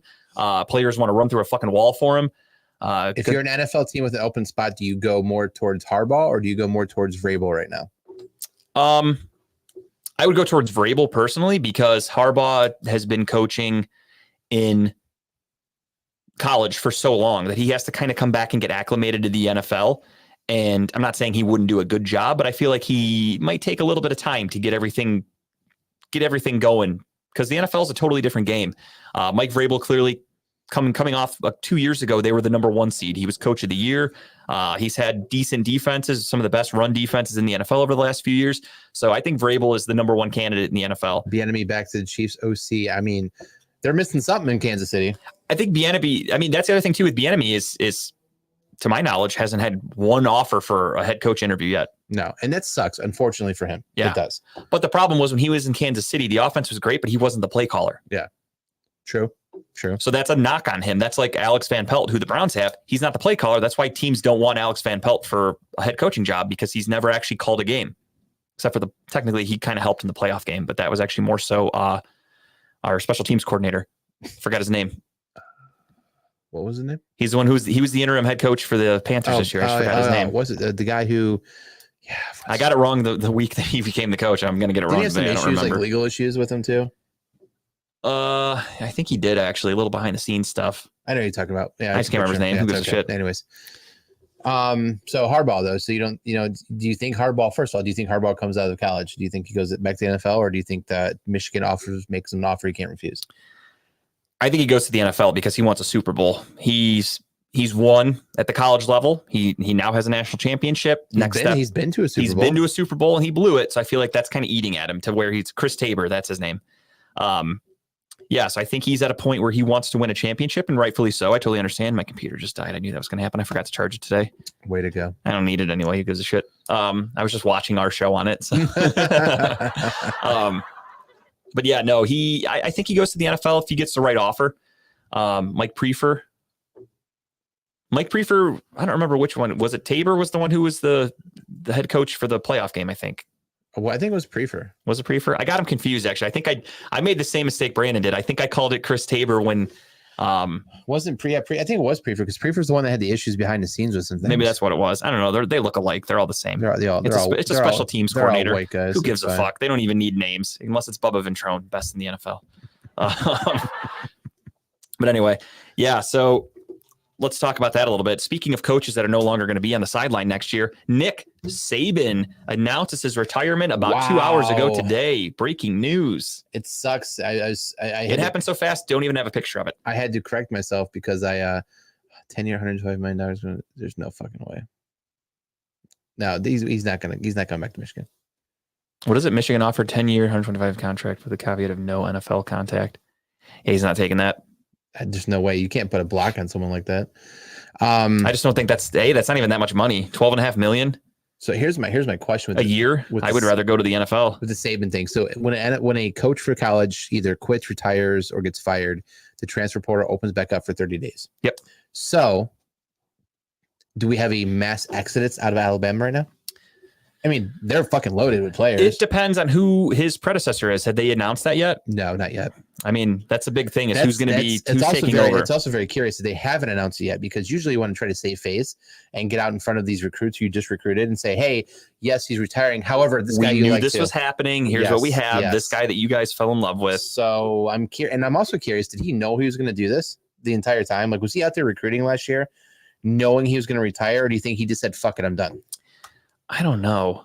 And yeah, I'm with Steve, actually. I do think that Harbaugh is going to get the fuck out of there because he knows they're about to come crashing down on Michigan. So he won it. He could tell everybody he's a national champion, but they're going to... I hope Adam gets to touch that national championship once in the case, because it's going back. It's evidence he doesn't get to touch it. And then you'll get a trophy for having the most awards you won, but you never actually kept in college sports. Yeah, they'll give you a second. You get an extra trophy for that. Here's a trophy for having a trophy and then having to give back a trophy. Didn't men's basketball team do that too? I think so. And USC, all that Reggie Bush, all that shit. It happens. It's all bullshit. You won the championship. It is what it is. That's the thing too. When they were going through all that bullshit this year and they knew they were cheating, the NCAA should have cracked down and like not let them be eligible to even be in the playoffs. No. Like that's the punishment. No. Instead, they're like, well, we got to wait 5 years and then we're going to take it away and we're going to do this. It's so stupid. Never seen a worse 15-0 college football team. I agree, Steve. We'll talk about that. Yeah, Nick Saban retired. We'll see who his predecessor is and what happens to Alabama. If he went to any college, it'd be Ohio State, but he's not going to college. Yeah, Vrabel has been very open about how he does not want to deal with fucking recruiting and doing shit like that. He's an NFL coach. Vrabel would rather piss on Alabama than go to Alabama to coach him. Yeah, no way. But no, seriously though. So you're out there as Nick Saban. You're out there recruiting in bad faith because you know you're retiring, or I think he's just all of a sudden, boom, I'm done. I think it's a mixture of, this is just me guessing, speculation. He is getting older. He is they haven't been as dominant. I mean, they've been good, but I mean, losing to Michigan, they got backdoor slid into that championship this year. They didn't deserve to be there. My buddy and I, when I saw Alabama beat Georgia in the SEC championship game, I was like, I don't think that should change anything. I think Georgia should still get into the playoffs. Georgia's the better team, and the NCAA fucked that up, and they let Alabama in. And then Alabama pissed down their leg and lost to Michigan. They should have beat Michigan. It was truthfully. a good game though, but yeah, no, I agree. If it weren't for all the fucking fumbling and shit from the center that gave Michigan like 10 tackles for loss, Michigan should have lost that game. No question about it. Just being honest, it's not me being a Michigan hater. That's just true. Dan Lanning of Oregon. That would be cool, but that's really shitty of him to leave Oregon because Oregon's a damn good program, but they are about to lose Bo Nix, and coaches do look at that. They look at their recruiting class. They look at who's coming in, and if you're losing a lot of your studs, you're like, fuck you guys. I'm going to go down to Alabama. I mean, this could be beneficial for Ohio State if that portal opens back up and some of these 5-star, 4-star players say, okay, fuck it. Not Alabama. Fuck Georgia. I'm going to go to Ohio State. And Ohio State produces a lot of NFL talent, so it's a good place to go if you're a young kid trying to get there. But yeah, back to Michigan. Michigan wins the national championship on Monday. Truth be told, and again, all this is going to come off as me sounding like a hater. I'm not. I'm wearing this while you're wearing Ohio State jersey. I told Kyle as I was walking in today, I said, I'm wearing an Ohio State jersey just to be a troll. I like Eddie George, so I got an Eddie George jersey. That's literally the only reason I have it. And I just wanted to wear it today because it's also funny. George too, so it kind of works out. Eddie George is my favorite player of all time. Because when I started following the NFL, the Browns weren't a team. So I started following. My mom found this jersey that said George, Houston Oilers. I had no idea who it was, so she bought it for me. I did some research. I go, okay, he's a running back, Eddie George. And I went, oh, he played at Ohio State. I live in Ohio. What the fuck are the odds? So then I became an Eddie George fan, and I followed him to the Titans. He's my favorite football player of all time.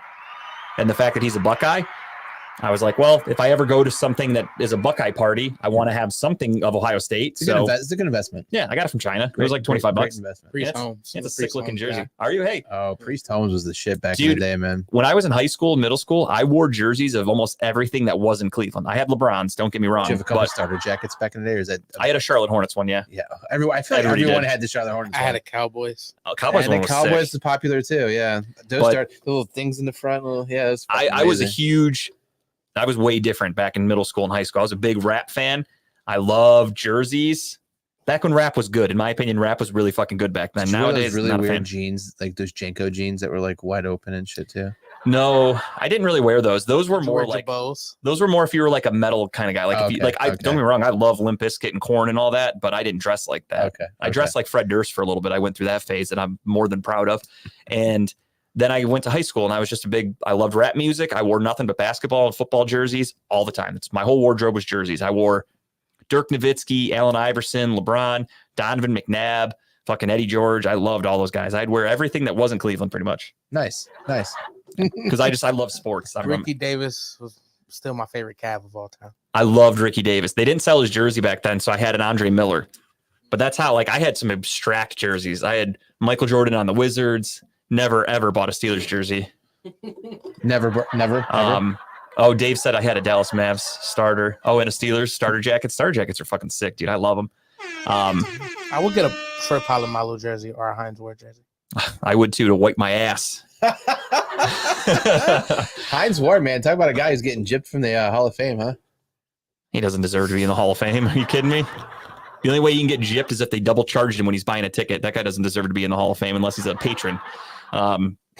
But yeah, so Michigan wins the national championship. A couple fun facts for everybody. The refs swallowed their whistles like crazy, which was fucking annoying. And this is just me. I want to watch a good football game. That football game, truthfully, was one of the most forgettable national championships of all time. Yeah, it was not. It was very boring. The refs were letting them play, letting Michigan more so hold and just not calling it. But I was like, whatever. If they're not calling it, they're not calling it. And then Washington, down by 7, has a 40-yard play that's putting them right in the driver's seat. And the refs go, whoop, hold, bring it back. That's when I went, the fix is in. NCAA is not going to let Washington win tonight. And I basically turned it off. It was an ugly game. Michigan, I also found out because of COVID, they had a lot of guys that stayed. They had 44 seniors on that team that were 4th or 5th year players. Ooh. And in college, you're playing 18, 19, 20-year-olds. They had 4th and 5th year seniors, 44 of them, almost half the roster were seniors. So you got these old men out there playing against these kids. So, I mean, Michigan obviously should win that game. So the fix was in. Yeah. The fix was in. Michigan clearly cheated this year. It's like the parents versus the kids basketball game in high school, you know? That's what makes it more offensive than anything as a college basketball fan. I actually played in that game before, in the father-daughter game. I used to coach my cousin or my uncle. I mean, his daughters played college, middle school, whatever, and they needed an extra person to play. And I was like, fuck it, I'll play. Block the shit out of one of those kids. No mercy. No mercy. You're gonna learn today. It takes great. a lot to shoot over me, kids. But yeah, the game overall just kind of stunk. The refs, again, when they weren't calling blatant holds that Michigan were doing, especially the corners. The corners were holding like motherfuckers all day and never got called. And then when Washington finally has a huge play to potentially drive down and tie the game, the refs take it back. Washington has to punt. And that's when I was like, okay, they're just not going to let Washington win this thing. I mean, hats off to Washington. They hung in there for a while. They tried, came close. for sure. They played good defense to a point. I think McCarthy didn't have anything over 100 till like the third quarter. I think they held him. McCarthy's a good game managing quarterback. Nothing crazy. Yeah, I missed some money on that game, you fuckers. That'll happen. But yeah, kudos to Michigan for a championship. I'm wearing an Ohio State jersey, but I'm not an Ohio State fan, but I've seen multiple Ohio State championships in my life. So it's not a big deal. Well, I mean, for the Michigan fans out there, live it up. It's yours. Yeah, congratulations. You guys needed Ohio State to have arguably their worst year, which even though they only had one loss in the regular season, everybody wants Ryan Day fired. Their quarterback left. Like we knew where the issues were on Ohio State. Yeah. Like we've talked about it. I think everybody out there did. And Ohio State, I would say this was a extremely down year for that team, or that program. And that's the year Michigan wins a championship. So again, you needed Ohio State to be at their lowest so you could finally sneak a win past Washington, the almighty Washington Huskies. So congratulations, Michigan. Yeah, I'm curious to see. I mean, we did have some good transfer portal entrance into Ohio State. The running back from was it Kansas State or Ole Miss, the quarterback Ole from Miss. Kansas State. And then the quarterback. I mean, I don't know. I don't know the I didn't look much in the quarterback's history. I don't know if he's just good. another. He's old. He's going to be a fifth-year senior, if I'm not mistaken. He's this will be his final year in college, so he's just coming to win at Ohio State. And we've got what's his name? Aaron Nolan will probably be the quarterback next I year. would assume, yeah. So we got some draft class. We got some recruits that come in and 5-star. They were again a stars, top recruiting class. Ohio State knows how to recruit. It's just a matter of Ryan Day putting it all together. We'll see what happens. They did, ironically enough, the funny thing, the center for Alabama that was fumbling like a motherfucker and couldn't snap the ball, he's now an Ohio State Buckeye. Great. He transferred to Ohio State, but he didn't give up a single sack all season. And most people think he is going to move to guard because he's a great blocker, but snapping's not really his thing. So not a bad move. Guess we'll see what happens. Yeah, and everybody and their brother is talking about how, Ohio State needs to address the offensive line, and they did that I think so right away. Dave Cooper is Cooper. Ryan Copper, baby. Ryan Copper Pipe. That's his nickname. But yeah, so congratulations, Michigan. Cool, I guess. Yeah, whatever. Nothing to say about it. So fuck again, it, the most forgettable national championship I've seen in a long time. Last year's was terrible. I remember I shut that one off within like the first 5 minutes because that was fucking ugly. TCU did not belong on that field. And then same thing, the one on Monday night. I'm excited for next year, though. Now we have a playoff bracket. That's going to be interesting. 12 teams. Very excited for that. I am excited to see what happens. Yep. I'm going to see how that goes. That's going to produce some pretty good football games. I hope. Or it's just going to be a bunch of fucking people getting mud stomped. I don't know. We'll see. Yeah. It's not hate. It's just honest. I mean, I'll be honest about any team. I'll bash anybody that deserves a bashing. And that was Michigan. I don't hate. Again, kudos to you guys. It's been so long that it was like you guys beat Ohio State a couple of years because, again, Ohio State's at its lowest. 84 years. Yeah, it's been so long. We finally beat them. And now they're like, we're the best. We beat you one time. And that's the other thing. I'm listening to the radio all week and everyone's saying like how Ryan Day must feel horrible. Michigan won a championship and you couldn't beat Michigan and you got embarrassed by Michigan. Did they get embarrassed? Because Kyle McCord had like 3 turnovers and that's the only reason they lost. It was a 1-score game. Am I crazy? No, it was a close game. And Michigan acts like they blew Ohio State out of the water. They weren't that much of a better team. I will say, Ryan Day, leave old men alone. Don't fucking go after Lou Holtz next year, okay? Just leave him alone. I like that. He's a nice guy. Put him in the dirt, Ryan. He's a nice guy. Put him in the fucking dirt. Except they don't play Notre Dame now, so they're not going to play Notre That's Dame. why I want again Ryan for Day to another- just after every game call out Lou Holtz. Just I want that to be his thing until he fucking croaks, and then Ryan Day can be like, "I did that." You Well, see after that? every interview, he's like, "What do you think about that, Lou?" Yeah, how do you like that, Lou? You bitch. Who's soft now? You old motherfucker. And he dies. He's like, "Oh, I guess who's soft now? Look at you." Yeah. Oh, you're fucking. Oh, actually, you're kind of hard. That's rigor mortis setting in. All right. If Lou Holtz dies in 2024, it's this fucking show that did it, and I'm gonna cry. Anybody out there watching basketball? Is Rudy Gobert not playing? No, I have not seen. Because I have him for some rebounds, and he has 0 in the third quarter. And Rudy Gobert is about 7 feet tall, so he should have a plays for couple what, rebounds. Minnesota Timberwolves. And I'm not seeing it voided either, so that's fucking strange that he has 0 rebounds. Unless maybe he got hurt. I guess I didn't think about that. But then it should be voided. He's not. He hasn't played 1 minute, Okay, that makes sense then. I was looking at it. I'm like, why the fuck does he not have any rebounds? Okay, that adds up. so they'll probably void it here in a little bit. They will. I just didn't know. Usually they'll cross it out with like a checkered mark or whatever, but I didn't see anything. All right. It's time to talk a little bit of playoffs. The NFL playoffs kick off on Saturday, of course. That's a good bet, Adam. Who dies first, Holtz or Corso? I think Corso. That man is a walking skeleton. I don't know. Lou Holtz is fucking slobber mouth. He's a great coach, though. Don't hate on him. He is. He hasn't coached. Was a Was great he? coach. Was he? Calm down. Was he? What did they win with him? I honestly don't know. Pretty positive they won a lot. Let's see. Lou Holtz's record. I don't think he coached when I was alive, so I don't know. He's old as fuck. Mm-hmm. We're looking it up. Looking up Lou Holtz stats, everybody. Buckle up. It's about to get real. With that being said, though, I'll have Tim throw up the playoff bracket for the NFL, and we are going to get you all ready. Browns start us off on Saturday afternoon at 4:30. They are the first game. Saturday night, you've got the Kansas City Chiefs hosting the Miami Dolphins in what is supposedly going to be one of the coldest games in NFL history. What does he got? Corso suffocates with headgear on, falls over, Holtz both die, everyone wins. That'd be kind of funny, actually. That's wild. If Corso is like on a set, he trips over a cord, falls off the stage, lands on So fucking Lou Holtz's Lou Holtz. Notre Dame record was 64-9-1. He also won a national championship in 1988 too. So again, nothing when I was alive because I was born in 89. So who gives a shit? Lou Holtz gets a headgear, falls over Holtz to both die. Everyone, that actually would be hilarious. Just get them Imagine both that in a on- ring. Imagine that on TikTok with like the Benny Hill music over the background. I'd watch that on a loop. And you Like, see Lou Holtz it's all just croaking. like black and white TV, Oh, like I no love it. sound. That's great. And yeah, fun fact: Dolphins are 0-10 when the temperature is below Dude, 40. it's gonna So be frigid. if you're making bets out there, I think it's gonna be. but then bad. again, that goes back because Steve said don't follow Steve's bets. So I don't know how to feel about this one. Yeah. So what? 0 degrees in Kansas City. I think Buffalo's going to have horrendous weather Yep. this weekend too. We're playing in a nice I mean, it's going to be 72 shitty in degrees. Cleveland, but we're not in Cleveland this weekend. I would love that. God, let's bring it back to Cleveland. I'm kind of glad that it's not because I wouldn't be able to afford going right now with a baby coming, and I'd be very jealous of everybody going. So I'm glad it's not in Cleveland, so I don't have to feel bad.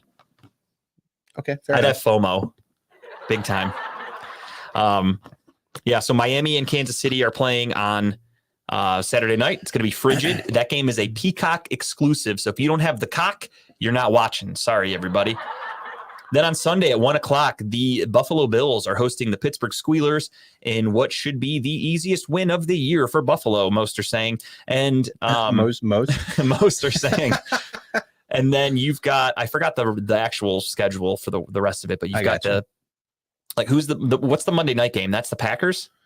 one of the games, the Eagles versus the Bucks. Eagles and Bucks is Monday. Okay. I couldn't remember which order it went. So Yeah. what's the 4:00 game? 4:00 game on Sunday. Mhm. A 4:00 game on Sunday is the Packers and the Cowboys. Okay. So Packers, Cowboys, and the Sunday night football game is Is going to be the the Rams, Lions and the Lions. Rams. Yep. Okay. All right. That adds up. So there's your playoff bracket, as you can see there. And of course, the way the NFL works is the lowest seed will take on the highest seed. So just because you see the Browns there doesn't necessarily mean the Browns would play the Ravens if they win. They reseed all of Yeah. So it like hypothetically, if then again, the Browns would probably be playing the Ravens, if I'm being honest, because I'm taking the Chiefs and I'm taking the Bills. So if the Browns win, the Browns would be playing the Ravens. There is a chance Upsets happen. we could be seeing a divisional game in Cleveland. Yeah. Adam's got it too. So Adam thinks the Browns would be playing the Ravens in the next round. Mhm. Yeah, we'll talk about it. So let's go through it. We are going to do our picks again. For those of you that want to play along with us, we are doing picks on CBS CBS Sports app. Download that. Look up the Talking About Balls thing. I posted the link on Facebook, Twitter, all that. Winner gets a spot on the show with us, and you guys make your picks. So let's start off. We are obviously going to save the Browns and Texans game for last. So we will do the Chiefs and the Dolphins. I'll start. Give me the Chiefs. I know they've been struggling this year, but I do think that cold weather is going to play a major factor in that Miami team. And Miami's been kind of struggling. They've got some injuries. They didn't look that good against Buffalo at home on Sunday. Now they have to travel to a frigid Kansas City. I don't think Miami advances this year. Tim is given the chop in the background, the tomahawk chop. Okay, so just because I want to see it happen, I'd love to see Miami beat Kansas City. I'd love to have Tyreek go in there and just have I want it just because the game of the century. I don't want to play the Ravens. Yeah. So I want I don't want the Steelers to win, but I need the Steelers or the Chiefs or the Dolphins. I'm sorry. One of those teams would have to win in order for the Browns to not play them. And I don't want to pick the Steelers. So I kind of want to pick the Dolphins. I hope the Dolphins win, but my heart says I would love to see like the last play of the game is Tyreek breaks out, catches the ball, runs for 80 yards while he's running the end zone, hits with the notorious peace sign while running into the Kansas City end zone. Yeah, unfortunately for Tyreek Hill, he's more known for dropping passes in big moments lately. That's kind of his thing. Give me the fucking Dolphins. Kyle is fucking going for it. Yeah, give me the Dolphins. Wow. I love that. That sounds like Snowflake right from Ace Ventura. I know that language. All right, so I am going KC. Kyle is going Miami, and Tim is going KC. Loser has to get butt naked and jump into the fish tank at a local Bass Pro Shop. That's our new punishment. If you guys didn't see that video, I highly recommend looking it up. New breast? What? You didn't see the video? No. So I think it was in like Alabama. There was a dude who's like off his meds. He went full crazy. He crashed his car in the parking lot into a pole and then ran inside of Bass Pro Shop, stripped naked, and jumped inside of their live, like they have that big water thing with like actual fish in it in the Bass Pro Shop. He jumped in there and swam butt naked. That's not the funny part. Funny part, it looked like he had no dick. I'm not kidding. It had, you saw that? It had to have been the coldest water in history because his dick disappeared. It is gone. What do we got? Miami, Steelers, Browns, my upset picks. You're going to be pretty upset there, Donald. I don't think the Steelers stand a chance. He had the hairy mangina. Dude, he had like, I saw the video at first and I saw him like he's in the water. He's kicking his legs and you can see, and I'm like, what the fuck? I don't see anything in there. He had no dick. Literally was missing a dick. Yeah, watch it. He's got no dick. Kyle's watching it right now. You guys are going to see a live reaction to Kyle seeing a man with no penis. Very exciting stuff. Hold on. No dick incoming. We'll continue while Kyle searches for that man's dick because it's still a missing person. If you found it, it's on the side of a milk carton, that man's penis. Steelers take on the Buffalo Bills. Oh, Jesus. Yeah, it looks like he has a vagina. Dude, he had nothing. It's the wildest thing. The whole video is kind of funny. He tries jumping out and he falls and gets hurt, knocks himself out. Props to the videographer here. Like just gets the action shot of the cops moving up the side. For those of you that haven't seen it, he just fell shit. out. He's out. He knocks himself out. The cops handcuff him. As they're cuffing him, he comes to and like fucking goes crazy again. Kicks one of the cops in the balls, and then gets carried out or gets taken out naked and like he's got no dick, dude. It's fucking wild. They beat it off. Literally, dude, that's or like maybe one of those fish in there thought it was a fucking little pellet and ate it or something. I don't know, but it's gone. The second game we're picking here, though, Buffalo hosting Pittsburgh. Does anybody want Pittsburgh? No. Fuck to the no. There's you heard it here no first. Fucking way that they win this game. Yes, I'm picking the Steelers to lose. You and me both. Bartender, I'll take 3 shots of Buffalo. Buffalo Trace? Just Buffalo Bills. Next up, we're moving on to the NFC. We're just going to go top to bottom. I know the games aren't in that order. Actually, no, we will. We'll go in order. Green Bay, Dallas. Is that the order? It's not the order. Yeah, Green Bay, Dallas is 4 o'clock. Yeah. Oh, Kyle telling me I'm wrong. Sorry. It happens. I've been right sometimes. I mean, the Cowboys, 7.5. Jesus. Yeah, give me the Cowboys. Yeah, give me the Cowboys. We're not doing anything extra for picks. or points because I want this to be fair. These are the exact picks that I'm going to make on the CBS app. What sucks though is picking the Cowboys in the playoff game to win is just hard to do because the history tells Especially me the first round. it doesn't Yeah. happen much. And it's so emotional for Mike McCarthy. Like, it's not just a Right. normal playoff game. He's going up Right. against his old team. It's going to be the huge news. Can I just and put that dude fucking buckles An under asterisk? pressure. Can I put an asterisk? Says none of us would be surprised if they lost, but they should No, win. it's fair to say that, but it won't change your pick. No, I am going to go with Dallas as Yeah. well. But if they lose, not going to be surprised. Yeah, give me Dallas. That was a good Them one. boys. How about them Cowboys? Next up, we've got Matt Stafford headed home to Detroit. I'm coming home. Ford Field, Detroit Come on. Lions hosting a playoff game. Who would have thunk it? This is the first time in NFL history, by the way, ladies and gentlemen, that the Browns, Bills, and Lions made the playoffs in the same season. we own hell- Lake Erie, Has officially frozen over. or Lake Erie has. Give me the Rams. I think Stanford comes in and just says, "This is still my house, and I'm going to run it." I have to agree with Kyle. I've said it all along. Dan Campbell, fun coach, exciting for what's that show called? Hard Knocks. But when it comes to the actual gameplay, he makes horrible decisions. And in this matchup, it's a pretty even matchup. If I had to be honest, I think both defenses are good, not great. Both offenses can be great. With that injury to Sam Laporta, that's huge. Jared Goff is an average quarterback. He's not elite. Matt Stafford, I think, is an elite quarterback, at least in his prime. He's getting a little older, but he can still sling it. Puka Nacua set the rookie record for wide receivers. They have Cooper Kupp. Their running back, Williams is fucking killing it Yeah. lately. So in this case, I kind of just go for give me the better coach, and that's Sean McVay. Sean McVay's won a Super Bowl. He's been to 2 Super Bowls. He's a very, very smart man. I think Sean McVay has this team ready to go, and I think Dan Campbell's just too much of an emotional guy, Mm-hmm. and I think he's going to do something stupid, like go for it on 4th and 10 with a fake field goal or a fake punt, and the Rams are going to read it like a fucking book, and they're just going to look like fools. So I hate to do it, Josh. I apologize, buddy. I know you're from Detroit, you're a big Lions fan, but give me the Rams. Mm-hmm. So you guys have me convinced because I was gonna go. You wanted to Detroit. roar real hard, didn't you? Rams making noise. I don't know what the fuck it is, but Rams making noise. All right, but you know what? I think I'm gonna stick with my gut. I think I'm gonna still go Detroit. I like it. Hey, don't let me influence you, brother. I mean, you made some good points. And I call it like I see it. And as you guys can see, I fucking dominated in the picks. All right. Okay. I damn near had double-digit lead at the end of the You had season. some garbage time victories at the end there because I gave them away, but it's okay. I had to make the right pick.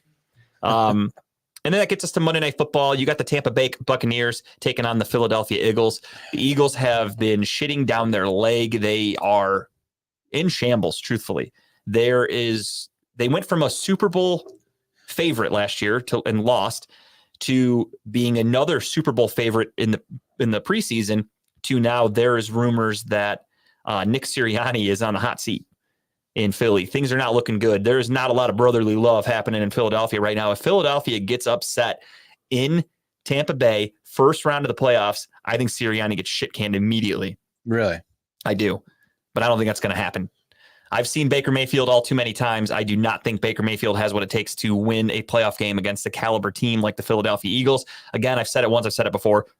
Playoff football is a different animal. Forget what you saw in the regular season from any team. Playoff football is so different. Again, look at Lamar Jackson in the regular season. Stud. Can't be stopped. Look at Lamar Jackson in the playoffs. Stopped multiple times. Some games truly embarrassed. So with that being said, I like the Eagles in this one. Yeah. So I got. Fly, Eagles. I fly. have to see how. Jesus. I want to see that guy's penis because I don't think it exists. That's what I want to see. I mean, I'm really curious to see what happens with Hurts and his finger. Like, I'm curious Yeah, to no, see it's fucked up. what's going on with that.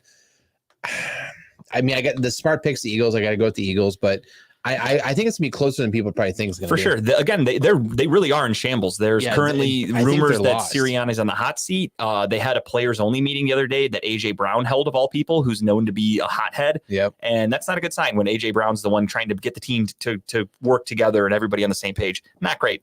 Yeah. Give me the Eagles, but I mean, if Hurts isn't 100% or not even close to like 75%, then there's a good chance they lose that game. Yeah, the number one thing for the Eagles is just confuse Baker. Baker will turn it over. As you saw against the Panthers the other day, you put a little bit of pressure on him. Baker was not able to move the ball at all on Sunday. Watch him come on and have that like Baker-esque four touchdowns, 300 and some yards, and no interceptions, and he rides them into the. Yeah, the problem with that is Baker never does that against good teams, and the Eagles are pretty good. They're not great. They're pretty good. So I don't see it happening, unfortunately. Really quickly, before we keep going, I realized that for the last month or so, I haven't done a show schedule rundown, and I apologize to everybody at Redline. I know that was a big reason why some people have left this station. So I just want to address that really quick, and I'm going to do that because I'm a nice person. That's why. So Well, can we get Tim's pick first? it's not active. Oh yeah, sorry, Tim. Go ahead. Who are you picking? Eagles. All I right. think it's the Eagles. EAGL. Go! There it Yes. Eagles. You took the Eagles right too. Yes. Okay. But yeah, that was Timbuktu making his patented Eagles noise. You can check out Timbuk Tuesdays from 6 to 8 or sometimes 7 to 8, depends on what time the Bills get paid. And you can check that out at Redline Radio on Tuesday nights from 6-ish till 8-ish. You also got Gary Wenner spinning the tunes from 6 to 10. You've got Talking About Balls Wednesday night, 7 to 9. You know where to find us. Again, the breaking news today is my wife, our induction date for little baby Teddy is going to be Teddy. 216. Yeah, her name's Theo. We're calling her Teddy. I don't know if I announced that on the show or not yet. I don't remember. But that's what we're going with. Little Theo Reagan George, aka Teddy. The induction date is February 16th, right after the Super Bowl. So I joked with Terry yesterday when she gave me that date, and I said, wow, what a fucking week. The Browns are going to win the Super Bowl on the 11th, and then I'm having a fucking baby on the 16th. What a week for me. That would be amazing. Fuck yeah, it would. Our last name should be Brown instead of George. If we win the Super Bowl, dude, I'll talk to a judge. I'll do what I got to do. You know me. I don't fuck around. But yeah, check Talking About Balls out. But we are going to be, we're going to be weekly. And then the Super Bowl is going to happen. The Super Bowl week, Tim has a show on Valentine's Day, which is a Wednesday that week. So we're going to do the show special on Monday. So we'll do a show on the 12th. And then honestly, we're probably going to take about a month off. Kyle and I were talking about that today. We'll probably come back sometime in March, right around free agency for the NFL, but we are going to take about a month off. We're gonna take that running late schedule and take a month off. Yeah, but this is deserved, unlike those guys just fucking laying around and beating it. So Wow. A hiatus from balls? it's weird. It's going to feel strange, but it's, You okay with that, sir? Yeah, I'll do some comedy. I'm going to All miss right, you, there you man. go. I'm going to miss this for sure, but I think it's going to be needed. I'm going to have my hands full. When we come back, we got to drink OE and tequila. Fuck yeah, sign me up. First Lord knows I'm episode going to back. need it. First episode back, right into it. Lord knows. And we I'm got to gonna have a need it. cigar. We got to have a celebratory yeah. cigar. We can smoke them in here because we don't have to light them. That's what happens. Yeah, it'll be March. We can crack a window and we can all see our breath, just like Dave. Thursdays, check out that guy Dub from 3 to 4. Check him out. His interviews are the best. I love talking with Dub. I'd love to be back on. I'd love to have Dub on our show. I've offered, but I know he works. His shift is a little screwy with our show schedule.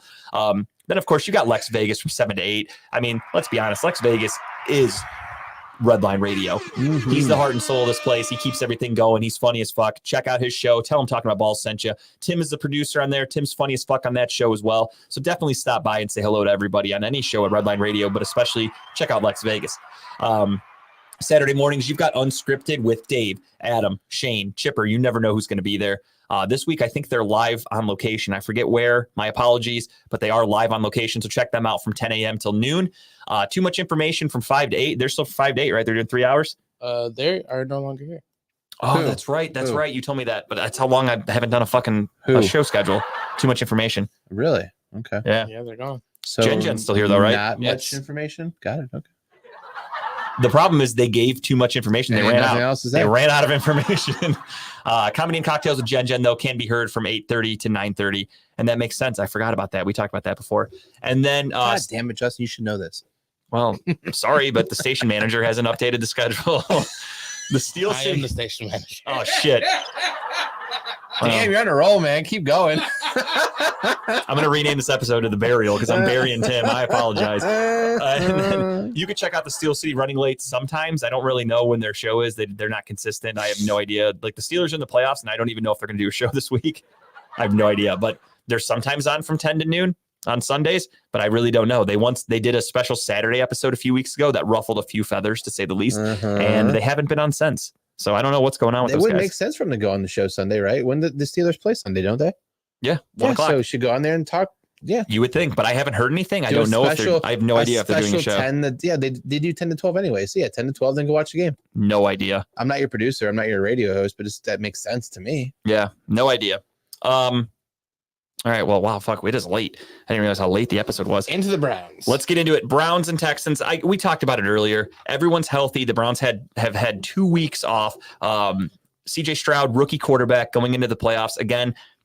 Just based off history, that's just the facts. Rookie quarterbacks tend to really struggle in playoff games, in their first playoff games. That's just a fact. I'm not making that up. That is something that another account that I follow posted, because they do all this research and information. So that's just science. The Browns for the year had one of the best ranked defenses in the NFL. Obviously, there's a million statistical categories you can look at where we're 1 in some, we're 2 in another, we're 3rd here. So any given team you can look at and say that the Browns, Jets, Ravens, etc., had the best defense, but you can't argue the Browns are probably a top 5 defense. We'll just say that. We'll clear the air. Absolutely, yeah. To make it even. So I think the veteran leadership on this Browns team, Joe Flacco has me ready to run through a fucking wall when he talked to the media yesterday and said he told the guys that the next 5 weeks of their lives is going to be Eddie's Club. That's it. Sorry. I couldn't remember. It was called something else, but now it's called Eddie's Club. I got confused by the post, to be honest. But he basically said the next 5 weeks of everyone's lives are going to be memorable, and these guys are never going to forget this experience. And I think he's going to have these guys fucking focused. I think Jim Schwartz, Kevin Stefanski, they're going to have everybody focused and ready to go. It's a huge veteran presence in that locker room. It really is. And these are guys, I mean, the win over the Steelers was just a few years ago. We still have a decent amount of those guys. We have Kareem Hunt, David Njoku, Batonio, obviously Garrett, Ward. All these guys were here on that team. So these guys have been to the playoffs before. Most of these Texans players have not. The Texans were, let's be honest, expected to be one of the worst teams in the NFL this year. They kind of got lucky. I guess rebuilding is not that hard, huh? When you get a great quarterback, that's the number one thing. When you don't, you're fucked. And the Texans did have a huge turnaround year. Congrats to them. They had a great season. And I'm not saying that as like a guaranteed win, but gun to my head, I am taking the Browns. I think I agree with you, Adam. I think Myles Garrett's going to have himself a day. It's going to be tough because Laramie Tunsil is one of the best offensive tackles in football. It's possible. Kyle's just the gift that keeps on giving. But Laramie Tunsil is one of the best tackles in football, and he's going to give Myles Garrett trouble, and they're going to double pretty team. Well against him, though. He really did. Last time he But played. The difference, though, with that, and this is something that a lot of fans maybe aren't taking into consideration because I'm a nerd and I look into this stuff. The offense that they were playing with Case Keenum was typical Browns when you face the Browns defense. Get rid of the ball quick. Quick things, boom, boom, boom. They don't run that offense with CJ Stroud. CJ Stroud is a 7-step drop quarterback. It takes time to develop a play for CJ Stroud.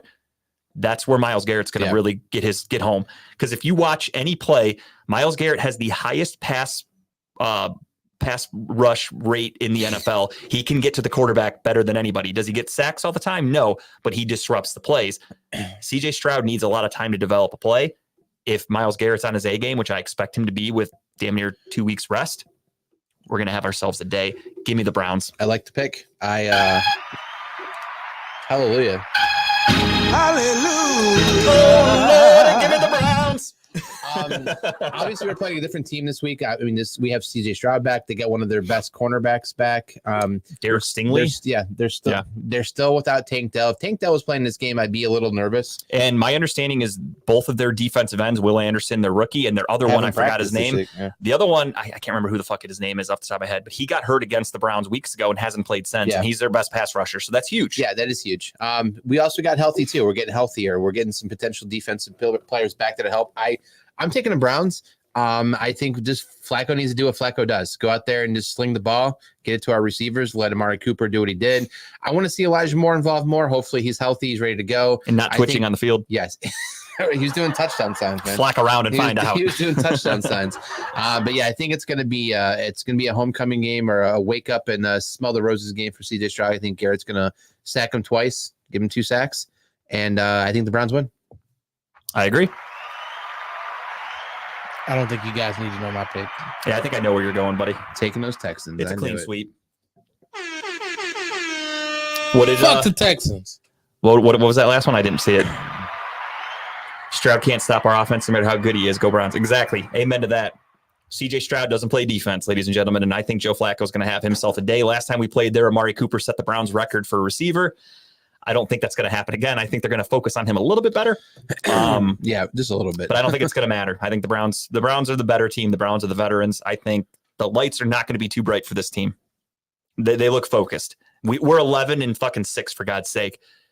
That doesn't happen by accident. This team finds ways to win, and I'm confident. I'm a little nervous without Dustin Hopkins. We're going in there with Riley Patterson. A little nervous, but on the bright side, Riley Patterson was a good kicker in Detroit. Detroit's a dome. We're playing in Houston. Houston's a dome. Weather won't be an issue. Give it to me. Hopkins should be back. Tim cannot watch this game, Jason said. Yeah, we hope Hopkins would be back for round 2 if we get there. The last time I watched a game, we won. I didn't know. Is it Tim broke back, it. right? Yeah, Punter's fine. Bjork has Okay. he punted against the Bengals, so Okay, he's good, back. good. So we're good to go. So go Browns. And ladies and gentlemen, it's time for everyone's favorite segment. I am going to have a callback to something Kyle talked about earlier for mine, so stay tuned. It is time for Just the Tip. Y'all know what I'm bringing. I got a hunch. Tequila. With some comedy. This is gonna be my first show at the Crackpots out in Massillon. Shout out to Ryan Rogers for booking me for the show. I'm on the show with some comedians I have not met yet. Heartbreak Kid, I'm not familiar with. Matthew Connor, if I've seen him, I haven't seen him. I don't remember his name. And Earl Buck, I have not met any of these, so I'm excited to. I'm always excited to meet new comedians in general, just because I can see different styles. You never know what people, how people do comedy until you see them. Oh yeah. So I look forward to this show. And I don't know, maybe I feel like this would be a good platform for me to kind of give some good recording. I mean, I got a couple different places I could definitely get good recordings from, but I feel like this is a well-known stage. It's not it's not super iconic, but it's well known enough in the comedy scene. And I feel like some good footage from this could be great marketing for me. I mean, I feel like this year has started off great, especially starting off at Hilarities. The year of Tim. Yeah, I really do. I love 24, Kobe year, as they say. Kobe was a very go. Let's hope it ends a little bit better for you. Facts. But I mean, if I died at 40 with 5 championships, I think I'll be okay. It's true. You'd be dead still, though. Yeah, people would miss me. Legacy. That's all right. I don't want to die at 40 because we talk about it in this show. It might happen. It's been 4 years and we're also still true. talking about Kobe, so he did something right. Facts. But I'm looking forward to the show. It's a 1:00 show too, so that's usually that's the different. When is this? It's Saturday. Yeah. No shit. I don't think I've ever done comedy at 1:00 in the morning. No, in the I've never heard of afternoon, a daytime comedy show. Is unheard of. I like You that got though. somebody to go down there and record for you? No, I was just gonna set up a tripod. Nice. But if I do I could. That's Miles Garrett's nickname. Tripod. Big Hopefully I do destroy this stage like he destroyed that car. Fuck yeah. That's the attitude. That's the 2024 attitude. Destroy the stage. Shirt Hell staying yeah, go on? check Shirt that out. coming off? What are you doing? Shirt staying on? I don't know. Sometimes, see, You gotta feel it, honestly, you just gotta feel It's it. all about the it's all, moment. yeah, it's all, it all comes to me like generally like hours before I'm on the stage. It's like, Yeah. all right, I'm gonna do this. I'm gonna do this.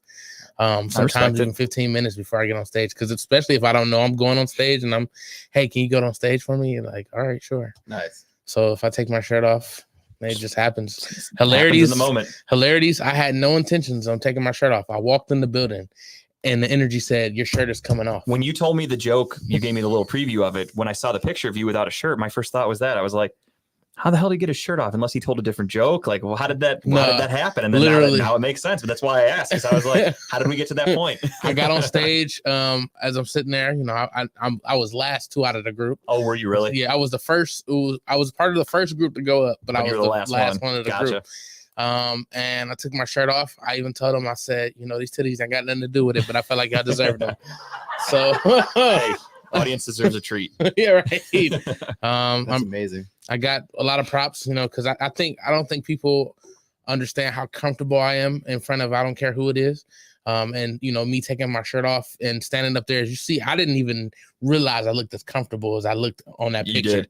Right? Like, you look like you were at home and somebody was like, "Hey Tim, can you get off the couch for a minute and come do a set?" And you were just like, "Ah, fuck it." And you Right. just got up, you sweatpants, no shirt. Like, Right. I think I saw some Cheeto crumbs in the beer. You're just like, I don't give a fuck. Whatever. It was perfect. I enjoyed it. Yeah, Fuck yeah, you're dude. starting off great. That's the way to do it. Oh yeah, man. Manifest that shit. My tip is short and sweet, just like my penises. No, just kidding. So this show is old, very old, 2007. I hate saying that's old as 2007 because it's not that long ago. I was 18. I Ugh. graduated that year. Me too. But Me- the show ugh. Chuck came out in 2007. It's Zachary Levi is his name. Yeah. Played in Shazam. Shazam, yeah. Good show. I just came across it again on Max, on HBO Max. Started watching. I watched the first episode, and then I remember it was good. It was fun. It's a fun show. It's cheesy, but it's a comedy. How many right? seasons? 5. Okay. It's a comedy. It's the basis is that he is somebody who was, or his best friend was a CIA, NSA agent or whatever. Mhm. Sent him some encrypted file with all these like pictures, and the pictures had hidden images in them. Basically all the secrets of the NSA and the CSI or CIA in them. And so he is basically the computer, like his mind. He flashes on names and pictures and people, and he can tell you exactly who they are, what they're doing, what's going on with them. But it's just, he works basically in a Best Buy, and so these undercover agents have to come work with him and be undercover with them. It's a fun show though. I think 30-minute episode. So if you get a chance, watch it. Or not, that's fine. But it's an old show. I watched back when it first came out, and I liked it. And I'm just now I'm going back through it again. It's like watching The Sopranos. I watched that 4 times, right? It's I just love that show. watching a good show over again. But if you get a You want to chance, feel old? What? 25-year I saw anniversary that. for The Sopranos. I saw that. Oh, 25 years. Ugh. My God. Still holds up. no, fuck yeah. Still holds up. But yeah, check it out if you get a chance. Yeah, absolutely. I've actually been watching an old show on HBO Max too. I've been watching Whose Line Is It Anyway? Oh, yeah. The original ones with Drew originals, Carey. Yeah. I fucking love. I love Drew Carey for whatever reason. The Drew Carey show is one of my favorite sitcoms of all time. It's top 5 for me. Mm-hmm. And I find him to be hysterical. And I remember watching Whose Line Is It Anyway when I was a kid, and I didn't understand a lot of the jokes because I was young. It came out in like the 90s. Now I'm rewatching it, still funny as fuck. I still find myself laughing. Even Tara, who typically hates everything that I watch, will like look up from her phone and like start laughing at it. So they must be doing something right if she's fucking laughing. My tip for this week is a movie I just watched last night. Last week was Nicolas Cage's birthday.